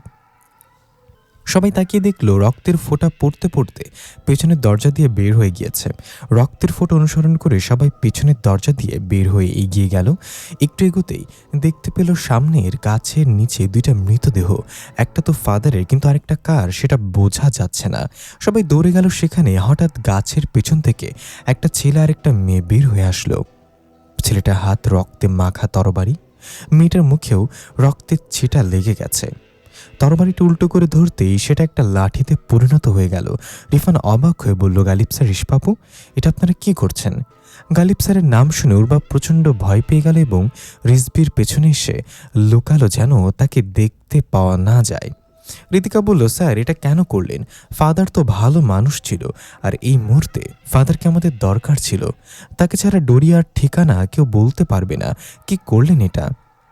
গালিব স্যার এখনও চুপ করে দাঁড়িয়ে সবার প্রতিক্রিয়া দেখছে। সবাই খুব মন খারাপ আর প্রশ্ন মাখা চেহারায় গালিব স্যারের দিকে তাকিয়ে আছে। সবাই কৌতূহল ভেঙে গালিব স্যার এগিয়ে গিয়ে উর্বাকে রিজভির পেছন থেকে টান দিয়ে বের করে আনলো। রিজভি সহ সবাই এতে বাধা দিতে চাইলে রিশফা বলল, একটু অপেক্ষা করো সবাই, আমরা জানি উর্বার মাঝে এখন শয়তানি আত্মা নেই, আমরা উর্বার কোনো ক্ষতি করব না। সবাই খুব শান্তভাবে অপেক্ষা করতে লাগলো স্যার কি করতে যাচ্ছে। উর্বাকে হাঁটু গেড়ে বসিয়ে স্যার তার লাঠি আবার উল্টো করে ধরে তলবারি বানিয়ে নিল। এটা দেখে উর্বার গলা শুকিয়ে গেল। সে ভেবেই নিল এই যাত্রায় তার মাথা থাকবে না। রিজভি বলল, স্যার প্লিজ এটা করবেন না, উর্বার অতীতের কর্মকাণ্ডের জন্য ওকে মারবেন না, ও এখন আমাদেরই একজন। রিফান বলল, আমি জানি গালিব স্যার কখনো ভুল সিদ্ধান্ত নেয় না, সে যা করেছে এবং করবে তার পেছনে কোনো কারণ আছে, আমাদের উচিত একটু ধৈর্য ধরে অপেক্ষা করা। গালিব স্যার রিফানের দিকে তাকিয়ে এক চোখ মেরে মুচকি হেসে তরবারি উঠিয়ে উর্বার মাথার ঠিক মাঝখান থেকে এক মুষ্টি চুল ধরে কেটে ফেলল। এতে করে উর্বার মাথায় কালো কালি দিয়ে অঙ্কন করা একটা ত্রিভুজের চিত্র ফুটে উঠল। গালিব স্যার বলল, এই চিহ্নটা ভালোভাবে দেখো সবাই, এটা আল হিলান জিন গোষ্ঠীর চিহ্ন, তাদের সবার মাথায় এই চিহ্নটা আছে। এ বলে গালিব স্যার রিশফার দিকে চোখের ইশারায় কিছু বলল। রিশফা গিয়ে ফাদারের মৃতদেহ উল্টে তার মাথা থেকে উর্বার মতো একই স্থানের চুল কেটে নিল। এবার সবার চোখ কপালে, কেউ যেন নিজের চোখকে বিশ্বাস করতে পারছে না। ফাদারের মাথায়ও সেই একই রকম ত্রিভুজ অঙ্কন করা। এটা কিভাবে সম্ভব? তাহলে ফাদার কি মানুষ না? উর্বা এটা দেখে আশ্চর্যের চূড়ান্ত সীমায় পৌঁছে গেল। সেটা কিভাবে জানল না এতদিন? রিজভি বলল, স্যার, এটা কিভাবে হতে পারে? ফাদার যদি আল হিলান জিন গোষ্ঠীর হয়ে থাকে তাহলে আমাদের কেন সাহায্য করলো, আর সে প্রধানের বিরোধিতা কেন করলো? গালিব স্যার বলল, ফাদার কখনোই তোমাদের সাহায্য করেনি, বরং তোমাদেরকে প্রধানের ফাঁদে ফেলার জন্য সেখানে পাঠিয়েছিল। কিন্তু ভাগ্যবশত তোমরা প্রধানকে হারিয়ে সেখান থেকে বেরিয়ে এসেছ। আর যে ক্রসগুলো দিয়েছিল তোমাদের সাথে লড়াই করার সময় ব্যবহার করতে, সেগুলো ছিল সম্পূর্ণ অকেজো। সে তোমাদেরকে ক্রসগুলো দিয়েছিল যাতে তোমরা ওভার কনফিডেন্ট হয়ে সেখানে যাও এবং প্রধানের ফাঁদে পড়ো। তোমাদের যাওয়ার খবর সে আগেই প্রধানকে জানিয়ে দিয়েছিল। তবু শুধুমাত্র তোমাদের আত্মবিশ্বাস আর সাহসিকতার জন্য তোমরা সেখান থেকে বেঁচে ফিরেছিলে। সেই ক্রসের যতটা শক্তি ছিল তা শুধুমাত্র তোমাদের সাহসিকতার জন্য ছিল। এখন সবাই জেনে রাখো, সাহসের চেয়ে সবচেয়ে বড় অস্ত্র আর কিছু নেই। যখন তুমি ভয়ভীতিহীন সাহসের সাথে তাদের সাথে লড়াই করবে, তখন একটা কাগজের টুকরো তোমার জন্য অস্ত্র হয়ে যাবে, যেমনটাই ক্রসগুলো হয়েছিল। উর্বা বলল, তাহলে স্যার আপনি বলেছেন ফাদার একজন জিন ছিল, তাহলে সে আমাকে কেন বাঁচালো? যখন আমি মরতে বসেছিলাম সে তোমাকে মেরে ফেলতে পারত। সে তোমাকে বাঁচিয়েছিল প্রধানের আদেশ অনুসারেই। কারণ প্রধান চাইছিল তোমাকে নিজ হাতে শাস্তি দিতে, আর এই ফাদার ছিল প্রধানের অত্যন্ত গুরুত্বপূর্ণ একজন অনুসারী। তাদের টার্গেট ছিল খ্রিস্টানদের পথভ্রষ্ট করে শয়তানের অনুসারী বানানো, এবং সে সেটা খুব ভালোভাবেই পালন করে আসছিল। আমাদের সন্দেহ ছিল ফাদারের ব্যাপারে, তবে নিশ্চিত ছিলাম না। আজকে যখন ফাদারের সাথে দেখা করতে আসি তখন তার সাথে আরেকজন ছিল, ওই যে অন্য মৃতদেহটা। সে আমাদের দেখেই পালাতে শুরু করেছিল, কিন্তু তাকে আমরা ধরে ফেলি। তাকে ধরে যখন মারতে যাব তখনই ফাদার তার আসল রূপে আমাদের উপর আক্রমণ করে বসে। এর সাথে আমরা নিশ্চিত হয়ে গেলাম ফাদারের ব্যাপারে আমাদের সন্দেহ সঠিক ছিল। তবে তাকে মারতে চাইনি, তার কাছ থেকে অনেক কিছু জানার ছিল, কিন্তু সে যেভাবে আমাদের উপর চড়াও হচ্ছিল তাতে না মেরে পারলাম না। সব শুনে সবাই নিশ্চুপ, কারোর মুখে কোনো কথা নেই। এটার জন্য কেউ প্রস্তুত ছিল না মোটেও। উর্বতা এখনও বিশ্বাস করতে পারছে না। নীরবতা ভেঙে ইরফান বলল, যা হয়েছে ভালোই হয়েছে। গালিব স্যার না থাকলে আমরা ফাদারের ফাঁদে আবার পা দিতাম। এখন আমাদের এমন কাউকে খুঁজতে হবে যে এই বইটা থেকে ডোরিয়ার ঠিকানা বের করতে পারবে। রিশফা বলল, দেখি বইটা। ঋতিকা বইটা রিশফার কাছে দিল। রিশফা সেটা খুলে বলল, অনেক প্রাচীন বইটা। এই বইয়ের লেখাগুলো দোহাত কলমের কালি দিয়ে লেখা, আর এর পাতাগুলো অনেক ভারী। তবে আমার কাছে অসম্ভব কিছু না এটা বোঝা। এটা প্রাচীন গ্রিক ভাষা। ইতিহাস নিয়ে মাস্টার্স করার সময় আমি এই ভাষা শিখেছি, মোটামুটি বুঝতে পারবো। সাব্বির বলে উঠল, রিশফাপু জিন্দাবাদ। আমার তো প্রথম থেকেই ফাদারের উপর সন্দেহ ছিল, এই জন্যই আমি বলেছিলাম রিশফাপু ছাড়া এটা কেউ বুঝতে পারবে না। তোরা তো কি আমার কথা শুনলি না? ঋতিকা বলল, চুপ চাপাবাজ, তুই এটা কখন বললি? তুইও তো আমাদের সাথে ফাদারের কাছে চলে এসেছিস নাচতে নাচতে। সাবির বলল, আরে আমি বলেছিলাম মনে মনে, তাই তো তোরা শুনতে পাসনি। হুমায়রা রামিম শুনেছে, তাই না হুমায়রা? হুমায়রা মাথা নেড়ে না সূচক জবাব দিল। রামিমও তা করল। সাবির বলল, ধুর, ইজ্জত পেলাম না। গালিব রিশফাকে উদ্দেশ্য করে বলল, দেখো তো তুমি এই বই থেকে ডোরিয়ার ঠিকানা খুঁজে পাও কিনা। রিশফা বইটা খুব মনোযোগ সহকারে পড়তে লাগলো। সবাই চুপচাপ অপেক্ষা করছে। পড়া শেষে রিশফা বলল, এই বই ডোরিয়া অনেকগুলো ঠিকানায় দেয়া আছে। এই মুহূর্তে সে কোন কোন ঠিকানায় আছে সেটা সম্পর্কে স্পষ্ট কিছু লেখা নেই। ঋতিকা বলল, তাহলে এখন কি করব? এক এক করে সব ঠিকানায় আক্রমণ করব? একটা না একটাতে তো পাবই। গালিব স্যার বলল, না, এটা করলে সময় অনেক লাগবে। এর মাঝে ডোরিয়া মিনহাকে দ্বারা উদ্দেশ্য সফল করতে ফেলবে। যেখান থেকে শুরু হয়েছিল আমরা সেখানে যাব এখন, মানে তুবাদের বাসায়। আমি নিশ্চিত মিনহা সেখানে কোনো না কোনো ক্লু তো রেখে গিয়েছে আমাদের জন্য। রিফান বলল, ঠিক বলেছেন স্যার, তাহলে আর দেরি কেন? আমরা এখনই সেখানে যাব। যেহেতু সিলেট ছিল রিজবিদের এলাকা, তাই রিফান একটা মাইক্রোবাস জোগাড় করতে বলল রিজবিকে, যাতে তাড়াতাড়ি পৌঁছানো যায়। রিজভি কাকে যেন ফোন করে গাড়ির ব্যবস্থা করে ফেলল। গাড়ি চলে আসলে ঋতিকা সাব্বিরকে বলল, এই ড্রাইভার ভালোভাবে গাড়ি চালাবেন দয়া করে। গাড়িতে লেডিস আছে, মাথায় রাখবেন। সাব্বির বলল, ড্রাইভার হোগা তেরে বাপ, আজকে তোদের কোমর ভেঙে নেব দেখিস। সবাই গাড়িতে উঠে বসলো। সাব্বির ঠিকঠাক মতো গাড়ি চালাতে লাগলো। পথেই সন্ধ্যা নেমে এলো। বিশ্ব রোড দিয়ে প্রচণ্ড গতিতে গাড়ি এগিয়ে যাচ্ছে। সবার একটাই চিন্তা, তুবাদের বাসায় গিয়ে কোনো ক্লু পাবে কিনা। হঠাৎ ধপাস করে গাড়ির ছাদে কিছু একটা পড়ল। সবাই চমকে গেল। গালিব স্যার বলল, সাব্বির, যাই হয়ে যাক গাড়ি থামাবে না। এরপর কেমন যেন একটা শব্দ আসতে লাগলো উপর থেকে। মনে হচ্ছে কোনো হিংস্র জন্তু তার ধারালো নখ দিয়ে গাড়ির ছাদে আঁচড় দিচ্ছে। ঋতিকা বলল, এতক্ষণ আমাদের সন্দেহ ছিল সেখানে গিয়ে কোনো ক্লু পাবো কিনা। এবার বিশ্বাস হয়ে গিয়েছে অবশ্যই সেখানে কিছু পাবো, এই জন্যই বাধা সৃষ্টি করছে তারা। হঠাৎ গাড়ির সামনে দিয়ে সাদা কাপড় পরা কেউ খুব দ্রুত চলে গেল। সাব্বির কোষে ব্রেক করলো, গতি অনেক থাকায় একজন আরেকজনের উপরে এসে পড়ল। সাব্বির বলল, তারা আমাদের যেতে দিবেন না স্যার, বারবার বাধা সৃষ্টি করছে। গালিব স্যার বলল, সবাই নামো গাড়ি থেকে। রাস্তার এক পাশে গাড়ি সাইড করে সবাই নামলো। এরপর আশেপাশে দেখতে লাগলো। দূরপাল্লার বাসগুলো ঝড়ের বেগে চলে যাচ্ছে বিশ্ব রোড দিয়ে। অন্ধকারও নেমে এসেছে। আচমকা কয়েকটা কালো বিড়াল গঙ্গাতে গঙ্গাতে রাস্তার পাশ থেকে উঠে এলো। কিছু বুঝে ওঠার আগেই বিড়ালগুলো আক্রমণ করে বসলো। এখানে কেউ ওইসবে ভয় পাবার মতো না, তাই বিড়ালগুলোকে ধরে ধরে কয়েকটা আছাড় দেওয়ার পর সেগুলো দৌড়ে পালিয়ে গেল।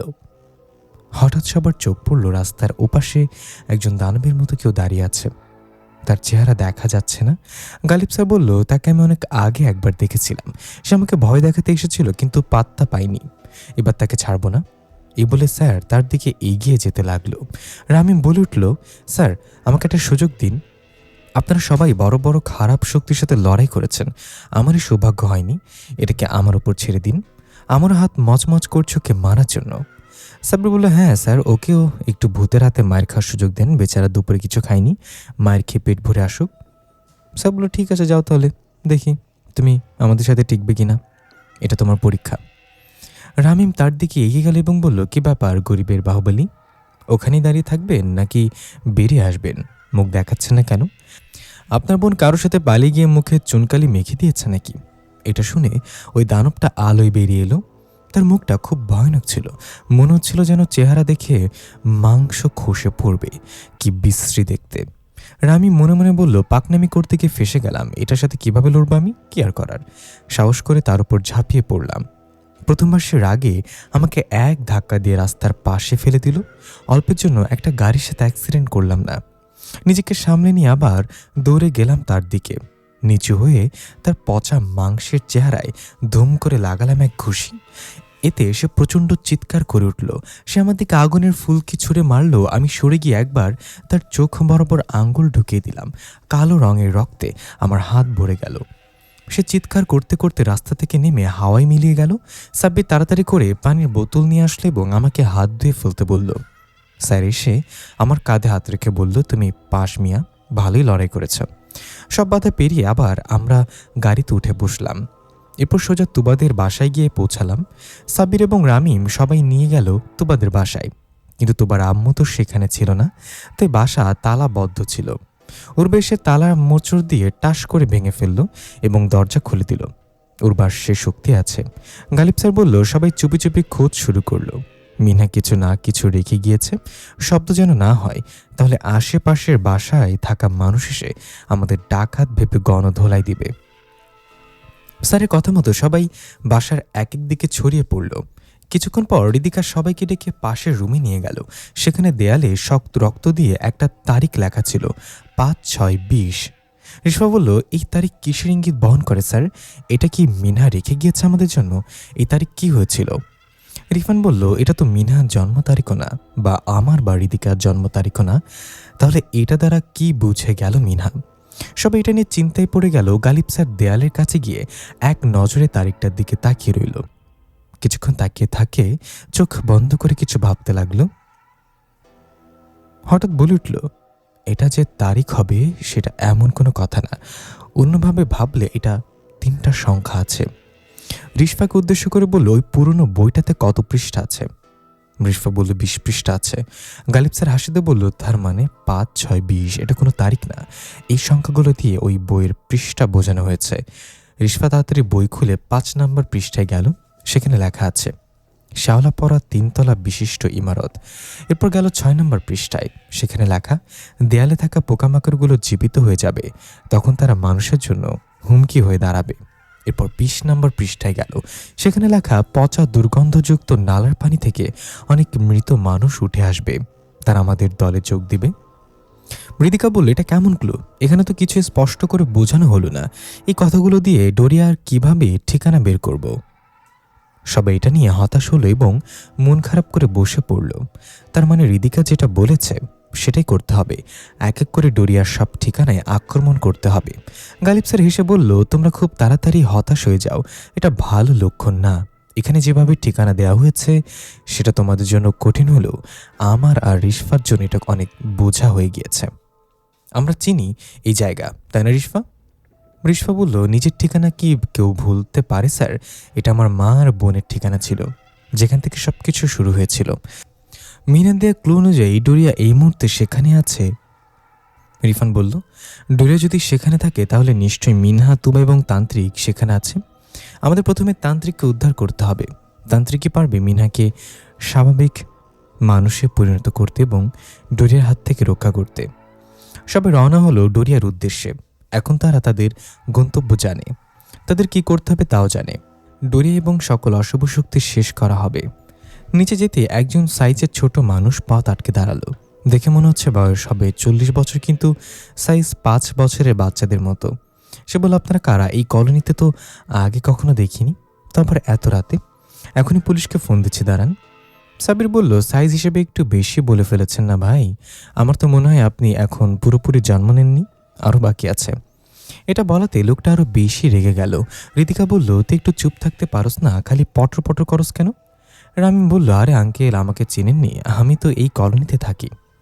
আপনাকে তো আমি চিনি। প্রতিদিন আপনার বউ আপনাকে কোলে নিয়ে সিঁড়িতে নামে, মাঝে মাঝে ইচ্ছা মতো কেলানি দেয়। এবার লোকটা একটু ইতস্তত বোধ করে বলল, থাক ভাই, আর গোপন কথা ফাঁস করা লাগবে না। আপনারা যেখানে যাচ্ছিলেন যান, আমিও যাই। এই বলে লোকটা চলে গেল। গালিব স্যার রিশফার দিকে তাকিয়ে একটা মুচকি হাসি দিল। সবাই এটা খেয়াল করলো। রিজবি বলে উঠল, স্যার, আপনার ঘরেও কি রেসলিং চলে নাকি? না মানে শুনেছি মারপিট করলে নাকি ভালোবাসা বাড়ে। রিশফা বলল, এই জন্যই তো আমাদের মাঝে এত ভালোবাসা, তাই না স্যার? গালিব হালকা কাশিতে বলল, ঘরের কথা বাইরে বলা ভালো না। সবাই হেসে দিল। সাব্বির বলে উঠল, ব্রেকিং নিউজ, গালিব স্যার ও বউয়ের কাছে ধরাশায়ী দিন শেষে। আল্লাহ চাইলে আমি একদিন ধরাশায়ী হব। হুমায়রার দিকে তাকিয়ে হুমায়রা লজ্জা পেয়ে একটু মুচকি হাসি দিল। রিফান বলল, স্যার, তাহলে এখন আমরা আমাদের গন্তব্য জানি, যাওয়া যাক। সবাই গাড়িতে উঠে বসলো। গাড়ি চলতে শুরু করলো। গালিব স্যার একটু চিন্তিত, কারণ ডোরিয়া এত জায়গা থাকতে রিশফাদের সেই পুরনো বাসায় কেন বেছে নিল? ডোরিয়ার মনে কি চলছে, আর সে মিনহার কাছে বা কি চায়? উর্বা বলল, ঋতিকা আপু, মিনহার সম্পর্কে এখন সবাইকে জানানো ভালো হবে। মিনহা কেন এত স্পেশাল সেটা সবাই জানতে চায়। ঋতিকা সবার কৌতূহল ভাঙার জন্য বলা শুরু করলো, রিফান আমাদের মতো বেঁচে থাকা কোনো সাধারণ মানুষ না। রিফানের শরীর অন্য কারোর, তবে আত্মা তার নিজের। সেদিন তান্ত্রিক রিফানকে ফিরিয়ে দিয়েছিল মৃত মিনহাদের বা শরীরে। এটা সম্পূর্ণ প্রকৃত বিরুদ্ধ কাজ, কিন্তু এছাড়া কোনো উপায় ছিল না। কিন্তু আমরা জানতাম প্রকৃতি কোনো একদিন এর প্রতিশোধ নিবে। সবকিছু ঠিকঠাক চলছিল। মা বাবাকে রাজি করিয়ে আমরা বিয়ে করে নিলাম, তবে রিফানের আসল পরিচয়টা লুকিয়ে রাখলাম। এটা জানাজানি হলে আমার মা বাবা কখনোই মেনে নিত না। তাদেরকে বলেছি রিফান ইতিম। বিয়ের পর আমরা খুব সুখেই দিন পার করছিলাম। তবে সব কিছু বদলে যায় আমাদের মেয়ে মিনহা জন্ম নেওয়ার পর। সে অস্বাভাবিকভাবে মাত্র 5 মাসে দুনিয়ার মুখ দেখে একটা পরিপূর্ণ বাচ্চা হয়ে। ডাক্তারসহ সবাই শক ছিল এটাতে। জন্ম থেকে নীল চোখা ছিল মিনহা, আর ঠোঁটগুলো রক্তের মতো লাল। তবু আমরা এটা স্বাভাবিকভাবেই নিয়েছিলাম, যেহেতু রিফান আত্মা থেকে আবার জীবিত মানুষ হয়েছে, তেমন অদ্ভুত কিছু হতেই পারে। তবে মিনহার বয়স যখন 5 দিন, সেদিন আমরা ঘুমিয়েছিলাম। হঠাৎ ফিস ফিস আওয়াজে আমার ঘুম ভেঙে গেল। কয়েকজন লোক ফুসুর ফাসুর করে কথা বলছে, তবে তাদেরকে দেখতে পাচ্ছি না। আমি রিফানকে উঠালাম, ডাক দিলাম। রিফানও খেয়াল করলো ব্যাপারটা। হঠাৎ আমাদের দোলনার দিকে তাকিয়ে হতবাক, মিনহা সেখানে ছিল না। তাড়াতাড়ি উঠে ঘরের লাইট জ্বালিয়ে আশেপাশে ভালো মতো দেখলাম, মিনহা কোথাও ছিল না। আমি কান্না করে দিলাম। রিফান দৌড়ে বাইরে গেল। একটু পর রিফানের ডাকে বাইরে থেকে, ঋতিকা, তাড়াতাড়ি আসো। আমি দৌড়ে বাইরে গেলাম। দেখি রিফান আমার বাসার সামনে থাকা ফুল বাগানে দাঁড়িয়ে। আমি বললাম, কি হয়েছে, মিনহা কোথায় রিফান? রিফান হাতের ইশারায় দেখালো ফুল বাগানের একদম শেষ মাথায় 2টা কালো ছায়ামূর্তি মিনহাকে কোলে নিয়ে ফিসফিস করে কি যেন কথা বলছে একে অপরের সাথে। রিফান ডাক দিল, এই কারা আপনারা? ডাক শুনে তারা দুজনে এদিকে ফিরে তাকালো। তারপর তাড়াহুড়ো করে মিনহাকে মাটিতে শুয়ে রেখে হাওয়ায় মিলে গেল। সেদিনের পর থেকে প্রায় রাতের বেলা মিনহা গায়েব হয়ে যেত। যখন তাকে খুঁজে পেতাম তখন তার সাথে ওই ছায়ামূর্তি দুটোই থাকতো। তারা মিনহার কোনো ক্ষতি করতো না, শুধু কথা বলতো মিনহাকে কোলে নিয়ে। তবে প্রায় এটা হওয়াতে আমরা মিনহাকে নিয়ে একটু ভয় পেতে লাগলাম। সবচেয়ে আশ্চর্যের বিষয় হচ্ছে, মিনহা আর 5টা বাচ্চার চেয়ে দ্বিগুণ গতিতে বেড়ে উঠতে লাগলো। মিনহার বয়স মাত্র 1 বছর, তবে তাকে দেখে সবাই বলতো 4 বছরের বাচ্চা। স্পষ্ট করে কথা বলতে পারা, না শেখাতেও সবকিছু শিখে যাওয়া, ভবিষ্যতে কিছু হলে সেটা আগেই বলে ফেলা। আর অনেক অদ্ভুত বিষয় লক্ষ্য করলাম মিনহার মাঝে। আমরা হয়রান হয়ে যাচ্ছিলাম দুজন। এগুলো কোনো ভালো লক্ষণ ছিল না। একদিন রাতে আমি স্বপ্ন দেখলাম তান্ত্রিক আমাকে বলছে, সময় ফুরিয়ে যাওয়ার আগেই মিনহাকে নিয়ে আমার কাছে আয়, বিপদ খুব নিকটে। স্বপ্নের কথা রিফানকে জানালে সে বলল, যেহেতু তান্ত্রিক আমাকে মৃত থেকে জীবিত করেছে, তাই মিনহার সমাধান নিশ্চয়ই তান্ত্রিকের কাছে আছে। আমাদের দেরি না করে তান্ত্রিককে খোঁজা দরকার।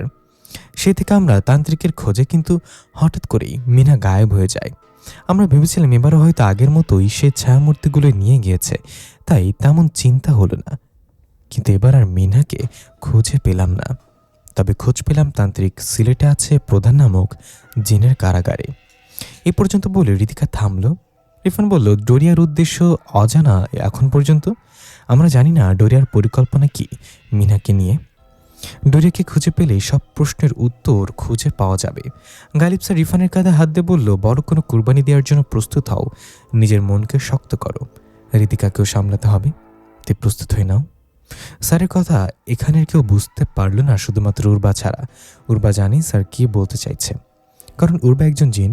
ঋতিকা বলল, কিসের কুরবানির কথা বলছেন স্যার? গালিব স্যার বলল, সময় হলে সব পরিষ্কার হয়ে যাবে, ডোরিয়াকে আগে খুঁজে পাই, তারপর জানতে পারবে। কথা বলতে বলতে গাড়ি পৌঁছে গেল সেই হিন্দু পাড়ায়।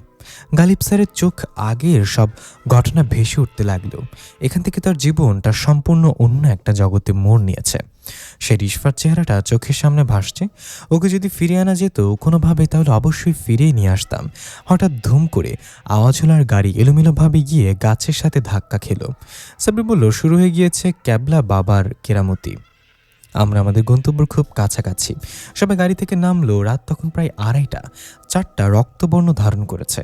হালকা আলোতে আশেপাশের ঘরবাড়িগুলো দেখা যাচ্ছিল। গালিব স্যার হাতের ইশারায় দূরে দেখিয়ে বলল, ওই যে গ্রামের শেষ মাথা আমাদের গন্তব্য। সেখান থেকে আমি শুরু করেছিলাম আজকে, আবার সেখানেই ফিরে আসলাম। সবাই তাকিয়ে দেখলো গ্রামের শেষ মাথায় একটা 3তলা বিশিষ্ট বিল্ডিং। দেখেই মনে হচ্ছে হলিউড মুভির কোনো ভূতুরে বাড়ি।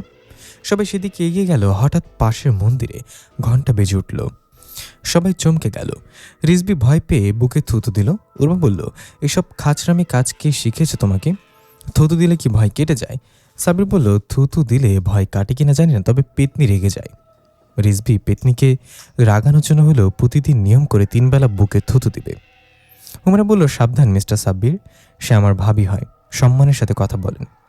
সাব্বির বলল, এখানে তো মানুষ থাকতে এখন কথা বলার জন্য সম্মানকে কোথায় পাবো আমি? আমাদের মাঝে সম্মান নামে কেউ নেই তো। ঋতিকা বলল, হুমায়রা ওর সাথে কথায় পারবে না, ওর মুখ বন্ধ করার উপায় হলো ওকে পানিতে চুপ দিয়ে ধরে রাখতে হবে। রিশফা বলল, সবাই চুপ, আমরা বিল্ডিংয়ের খুব কাছাকাছি। ছাদের দিকে চোখ যেতেই সবাই দেখল কালো কাপড় পরা এক মহিলা ছাদের রেলিংয়ের উপর দাঁড়িয়ে আছে। তার কাপড়ের আঁচলটা নিচে পর্যন্ত এসে ঝুলছিল। হঠাৎ সে নিচে তাকিয়ে ভয়ঙ্কর একটা হাসি দিয়ে নিচে ঝাঁপ দিল। সবাই দৌড়ে গেল সেখানে, কিন্তু দেখল নিচে কেউ নেই, অথচ সে চোখের সামনেই ঝাঁপ দিল। গালিব স্যার বলল, সবাই প্রস্তুত হয়ে নাও, ডোরিয়া যে কোনো সময় আক্রমণ করতে পারে। বলতে বলতেই বিল্ডিংয়ের ভেতর থেকে ভারী কণ্ঠে কেউ বলল, তোদের জন্যই তো অপেক্ষা করছিলাম, চলে আয় ভেতরে। আবার কণ্ঠ চেঞ্জ হয়ে তোবার কণ্ঠে বলে উঠল, রামিম প্লিজ আমাকে এখান থেকে বাঁচাও, ওরা আমাকে খেয়ে ফেলবে, বাঁচাও আমাকে। এরপর আবার কণ্ঠ চেঞ্জ হয়ে মিনার গলায় বলল, আমু তুমি এসেছ, আমাকে নিয়ে যাও এখান থেকে। আবু তোমাকে ছাড়া একটু ভালো লাগছে না, আমাকে নিয়ে যাও। মিনা আমি আসছি বলে রিদিকা ভেতরে দৌড়ে যেতে চাইলে রিফান তাকে আটকে বলল, এটা কোনো ফাঁদ হতে পারে, আগে যাচাই করে ভেতরে যেতে হবে আমাদের। রিদিকা কোনো কথা মানছে না, বারবার বলছে মিনার সাহায্যের প্রয়োজন রিফান, আমাকে ছাড়ো, আমি গিয়ে মিনাকে নিয়ে আসবো। রিফান অনেক বুঝে রিদিকাকে থামিয়ে শান্ত করল। গালিব স্যার কিছু বলতে যাবে এমন সময় রিশফা এক দৌড়ে বিল্ডিংয়ের ভেতরে চলে গেল। সবাই অপ্রস্তুত হয়ে গেল এবং এবার কিছু না ভেবেই সবাই একসাথে দৌড়ে বিল্ডিংয়ে প্রবেশ করল। গালিব স্যার পাগলের মতো রিশফাকে ডাকতে লাগলো পেছন থেকে, কিন্তু রিশফা একবারের জন্য পেছনে না তাকিয়ে সিঁড়ি বেয়ে দ্রুত উপরে উঠে যেতে লাগলো। মনে হচ্ছে রিশফাকে কেউ বশ করে নিয়েছে, সে নিজের নিয়ন্ত্রণে নেই। সবাই যখন রিশফার পেছনে সিঁড়ি বেয়ে উঠছিল তখন আশপাশ থেকে অদ্ভুত এক হাসির আওয়াজ আসতে লাগলো। হাসিটা খুব অদ্ভুত শোনাচ্ছে, না মেয়ে কণ্ঠ না পুরুষ কণ্ঠ, কেমন এক মায়াবী হাসি। সবাই আমাদেরকে টানছে ওই হাসির শব্দের দিকে। হঠাৎ রিশফা থেমে গেল সিঁড়ির উপরে, আমরাও থমকে দাঁড়ালাম। গালিব স্যার ধীরে ধীরে এগিয়ে গেল। রিশফা কি হয়েছে?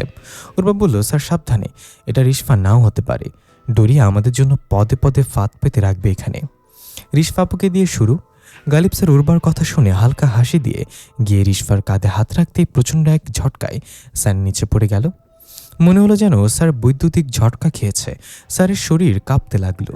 রিফান গিয়ে স্যারকে ধরে উঠে বলল, স্যার আপনি ঠিক আছেন তো? রিশফাপুর ওপর নিশ্চয়ই অশুভ কিছু ভর করেছে স্যার, তাকে থামাতে হবে আমাদের। স্যার স্বাভাবিক হয়ে বলল, আরে তেমন কিছু না, আমি ঠিক আছি, এসব মারপিট ঘরে চলতেই থাকে আমাদের, তবে এবারে ব্যাপারটা একটু ভিন্ন, সত্যি রিশফা নিজের নিয়ন্ত্রণে নেই। হঠাৎ রিশফা ভয়ঙ্কর একটা হাসি দিয়ে বলল, আমার বোনকে আমি নিয়ে যাচ্ছি, পারলে রুখে দেখাও।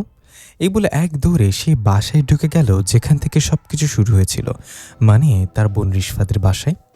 সবাই রিশফার পেছনে দৌড়ে গেল। গালিব স্যার বলল, বইটাতে লেখা ছিল দেয়ালে থাকা পোকামাকড়গুলো জীবিত হয়ে যাবে। এই সেই ঘর যার দেয়ালে পোকামাকড়ের ছবি অঙ্কন করা, তো সবাই আশেপাশে নজর রাখবে। এই বলে সবাই সেই বাসায় ঢুকে রিশফাকে খুঁজতে লাগলো। সবাই খেয়াল করলো সত্যি দেয়ালে আঁকা পোকামাকড়গুলো নড়াচড়া করছে। আশেপাশে কোথাও রিশফা নেই। গালিব স্যার হুন্য হয়ে রিশফাকে ডাকতে লাগলো, কিন্তু তার কোনো সারা শব্দ নেই। রামিম এসে সাব্বিরকে বলল, ভাই আমাকে তোর লাগে লাগে রাখ, না জানি কোন সময় এই পোকাগুলো জীবিত হয়ে আমার কান দিয়ে ঢুকে নাক দিয়ে বের হয়। এমন পরিস্থিতিতে আমি জীবনেও পড়িনি। সাব্বির বলল, তোমার উপর ক্রাশ খাওয়ার সময় মনে ছিল না ভালোবাসার পথ কাঁটাযুক্ত হয়? আমি তো চাই পোকাগুলো জীবিত হয়ে তোর কান দিয়ে ঢুকে এমন জায়গাতে বের হোক যাতে ডাক্তারকে কম্বলের ভেতর ঢুকে তোর চিকিৎসা করতে হয়। আর আমি বলল, ভাই হয়ে এমন কথা বললি তুই? যা, তোকে আমি বদদোয়া দিলাম, তোর অনেক জোরে টয়লেট পাবে আর এমন সময় তোর পাজামার দড়িতে গিট্টু লেগে যাবে। হঠাৎ দেয়াল থেকে পোকামাকড়গুলো ধীরে ধীরে গায়েব হয়ে যেতে লাগলো। সেদিকে কেউ খেয়াল করলো না। প্রতিটা রুমে রিশফাকে খুঁজছে সবাই। রিফান বলল, সবাই একদম চুপ হও, একটাও শব্দ যাতে না হয়। সবাই নিজেদের জায়গা থেকে দাঁড়িয়ে চুপচাপ নিস্তব্ধতায় লক্ষ্য করল ওয়াশরুম থেকে টুপটুপ পানি পড়ছে। হঠাৎ ভয়ঙ্করভাবে চিৎকার ওয়াশরুম থেকে। এটা রিশফার গলা। গালিব স্যার ওয়াশরুমের দিকে এগিয়ে গেল আস্তে আস্তে। দরজা ধাক্কা দিতেই দেখা গেল রিশফাকে আয়নার ভেতরে টেনে নিয়ে যাচ্ছে কেউ। রিশফা প্রাণপণে চেষ্টা করছে তার থেকে নিজেকে ছাড়ানোর, কিন্তু পারছে না। তাড়াতাড়ি গালিব স্যার গিয়ে এক টানে রিশফাকে বাইরে নিয়ে আসলো। রিশফা হাঁপাতে হাঁপাতে দম নিতে লাগলো, কোনো কথা বলতে পারছে না। সাব্বির দৌড়ে গেল গাড়িতে থাকা পানির বোতল আনতে। রিশফার গলা শুকিয়ে গিয়েছে, পানি খেতে হবে। রিশফা কিছু বলার চেষ্টা করছে, কিন্তু তার মুখ থেকে আওয়াজ বের হচ্ছে না। গালিব স্যার বলল, তুমি আগে শান্ত হও, পরে শুনবো সব। এটা বলে হঠাৎ গালিব স্যারের চোখ বড় বড় হয়ে গেল। অবাক হয়ে সবার দিকে তাকিয়ে বলল, ওয়াশরুমে আয়না কিভাবে এলো? এই আয়না তো নষ্ট করে দেয়া হয়েছিল। তার মানে রিশফা ফিরে এসেছে। ঋতিকা বলল, রিশফা মানে যে মারা গিয়েছিল সেই রিশফা, সে কেন ফিরে আসবে? গালিব স্যার কিছু না বলে চিন্তার ভাঁজ চেহারাতে নিয়ে সেই আয়নার দিকে তাকিয়ে রইল। আয়নার নিচের সেই ভাঙা অংশটা এখনো দাগ হয়ে আছে। ঋতিকা আবার বলল, স্যার আপনি কিছু ভাবছেন? রিশফা কি সত্যিই ফিরে এসছে? যদি এসে থাকে তাহলে আমরা এই আয়নাটা ভালোভাবে ভেঙে ফেলে এখনই। স্যার বলল, আয়না ভেঙে ফেললেই এর সমাধান হবে না ঋতিকা। রিশফা নিজের ইচ্ছাতে ফিরে আসেনি, তাকে নিয়ে আসা হয়েছে। সাব্বির পানি নিয়ে আসলে রিশফা শুকিয়ে যাওয়া গলা ভিজিয়ে নিল। এরপর স্বাভাবিক হয়ে বলল, স্যার আপনার ধারণা একদম ঠিক, আমার বোন ফিরে এসেছে। আমি স্পষ্ট তাকে আয়নাতে দেখতে পেয়েছি। সে আমাকে ডাকছিল আয়নার ভিতর থেকে। আমি মন্ত্রমুগ্ধের মতো তার দিকে হাত বাড়িয়ে দিতেই আয়নার ভিতর থেকে একটা লোমশ হাত বেরিয়ে এসে আমাকে টেনে নিয়ে যেতে চাচ্ছিল। সে আমাকে ডাকছিল আয়নার ভেতর থেকে। আমি মন্ত্রমুগ্ধের মতো তার দিকে হাত বাড়িয়ে আয়নার ভেতর থেকে একটা লোমশ হাত বেরিয়ে এসে আমাকে টেনে নিয়ে যেতে চাচ্ছিল। গালিব স্যার গিয়ে আয়নার সামনে দাঁড়িয়ে বলল, রিশফা তুমি কেন ফিরে এলে, আর তোমার বোনকে কেন আক্রমণ করলে?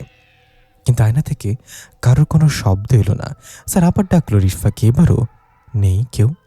ওয়াশরুম থেকে বেরিয়ে আসতে যাবে এমন সময় দুইটা মেয়ের প্রতিবিম্ব আয়নায় ভেসে উঠল। একটা তো রিশফা, আরেকটা কে? ওয়াশরুমের বাইরে থাকা কেউ এখনও দেখেনি প্রতিবিম্ব দুটো, কারণ বাইরে থেকে দেখা যাচ্ছিল না। স্যার রিশফাকে দেখে খুশি হবে নাকি রাগ করবে বুঝে উঠতে পারছে না। স্যার বলল, রিশফা তোমাকে দেখে ভালো লাগছে, কিন্তু এখানে আশা করিনি তোমাকে আবার দেখতে পারবো। কেন ফিরে আসলে? কার হুকুমে ফিরে আসলে? রিশফা শুকনো একটা হাসিতে বলল, স্যার আমি ফিরে আসতে চাইনি, আমাকে বাধ্য করা হয়েছে। আমি ভাবিনি আপনার সাথে আবার দেখা হয়ে যাবে। অপঘাতে মৃত্যু হওয়া সব আত্মাকে ডরিয়া একত্রিত করে ফিরে আনছে। তার বড় কোনো পরিকল্পনা আছে, তবে সেটা গোপন, কেউ জানে না তার মাথায় কি চলছে। আমি নিজের বশে নেই স্যার, সে আমাকে যেভাবে চালাবে আমি সহ প্রতিটা আত্মা সেভাবে চলবে। তাই আমি আপনাদের কোনো ক্ষতি করে ফেললে আমাকে ক্ষমা করে দিবেন। আর আমার বোনকেও বলবেন আমাকে যেন ভুল না বোঝে, আমি ইচ্ছে করে তাকে আঘাত করিনি। স্যার বলে, আচ্ছা তাহলে এই ব্যাপার, ডরিয়া অপঘাতে মারা যাওয়া আত্মা এক করেছে, তাহলে তার পরিকল্পনা অনেক বড়। চিন্তা করো না, আমরা তাকে সফল হতে দেব না, আর তোমাকে সহ বাকি সব আত্মাকে ফেরত পাঠাবো আমরা। দুনিয়ার এই নোংরা খেলায় জড়াতে দেব না তোমাদের, কিন্তু তোমার সাথে এই মেয়েটাকে। মেয়েটা বলল, স্যার আমি একজন অপঘাতে মারা পড়া আত্মা, আমি আমার ভাইয়ের সাথে কথা বলতে চাই। রিফান মেয়েটার কণ্ঠ শুনে চমকে গেল, এটা তো ঋতুর কণ্ঠ। তাড়াতাড়ি করে ওয়াশরুমে ঢুকলো। আয়নায় তাকিয়ে দেখলো ঋতু ফ্যাকাশে মুখখানা নিয়ে অদ্ভুত এক চাহনিতে তাকিয়ে আছে। রিফান বলল, ঋতু তোকেও নিয়ে এসছে ডরিয়া, তো এখন তার বসে। কিতাবে কি হচ্ছে কিছুই বুঝতে পারছি না। মৃত বলল, ভাইয়া আমার দ্বারা কোনো আঘাত পেলে আমাকে দোষ দিস না। আমিও রিশফার মতো নিজের বশে নেই। আমার ভাতিজি মিনাকে কেন্দ্র করে ডোরিয়া অনেক ভয়ানক এক খেলায় মেতে উঠেছে। তবে একটা গুরুত্বপূর্ণ কথা জেনে রাখো সবাই, এসব কিছুর পেছনে ডোরিয়া না বরং অন্য কেউ আছে। সে ডোরিয়াকে দিয়ে তার কাজ করিয়ে নিচ্ছে। সে কে আমরা কেউ জানি না, সময় হলে সে আত্মপ্রকাশ করবে। আরও কিছু বলতে যাবে ঋতু এমন সময় একটা বিকট শব্দ হলো, সাথে সাথে রিশফা আর ঋতু কালো ধোঁয়ার মতো মিশে গেল। শব্দটা ছাদ থেকে এসেছে। গালিব স্যার বলল, আমরা যা ভেবেছিলাম তার চেয়ে বড় কোনো পরিকল্পনা নিয়ে আগাচ্ছে ডোরিয়া। আমাদের আরও বেশি সতর্ক হতে হবে। ওইবা বলল, ছাদে কেউ আছে, আমাদেরকে সিগন্যাল দিচ্ছে ছাদে যাওয়ার জন্য। সবাই ছাদের দিকে যেতে লাগলে সেই গায়েব হয়ে যাওয়া পোকামাকড়গুলো দল বেঁধে ভনভন করে শব্দ করে আক্রমণ করে বসলো। সবাই ছড়িয়ে ছিটিয়ে গেল চারিদিকে। উর্বা চিৎকার করে বলল, সবাই কান চেপে ফ্লোরে বসে যাও। উর্বার কথা মতো সবাই কান চেপে বসে পড়ল। এবার উর্বা এক ভয়ানক চিৎকার দিল। চিৎকারে সব পোকামাকড়গুলো টাস টাস করে বেলুনের মতো ফুটে পড়তে লাগলো। উর্বার চিৎকার করার সবার কান চেপে রাখা সত্ত্বেও খুব লাগলো। কয়েক সেকেন্ডের জন্য কেউ কানে কিছু শুনতে পেল না। পরিস্থিতি স্বাভাবিক হলে সবাই ছাদের দিকে যেতে লাগলো।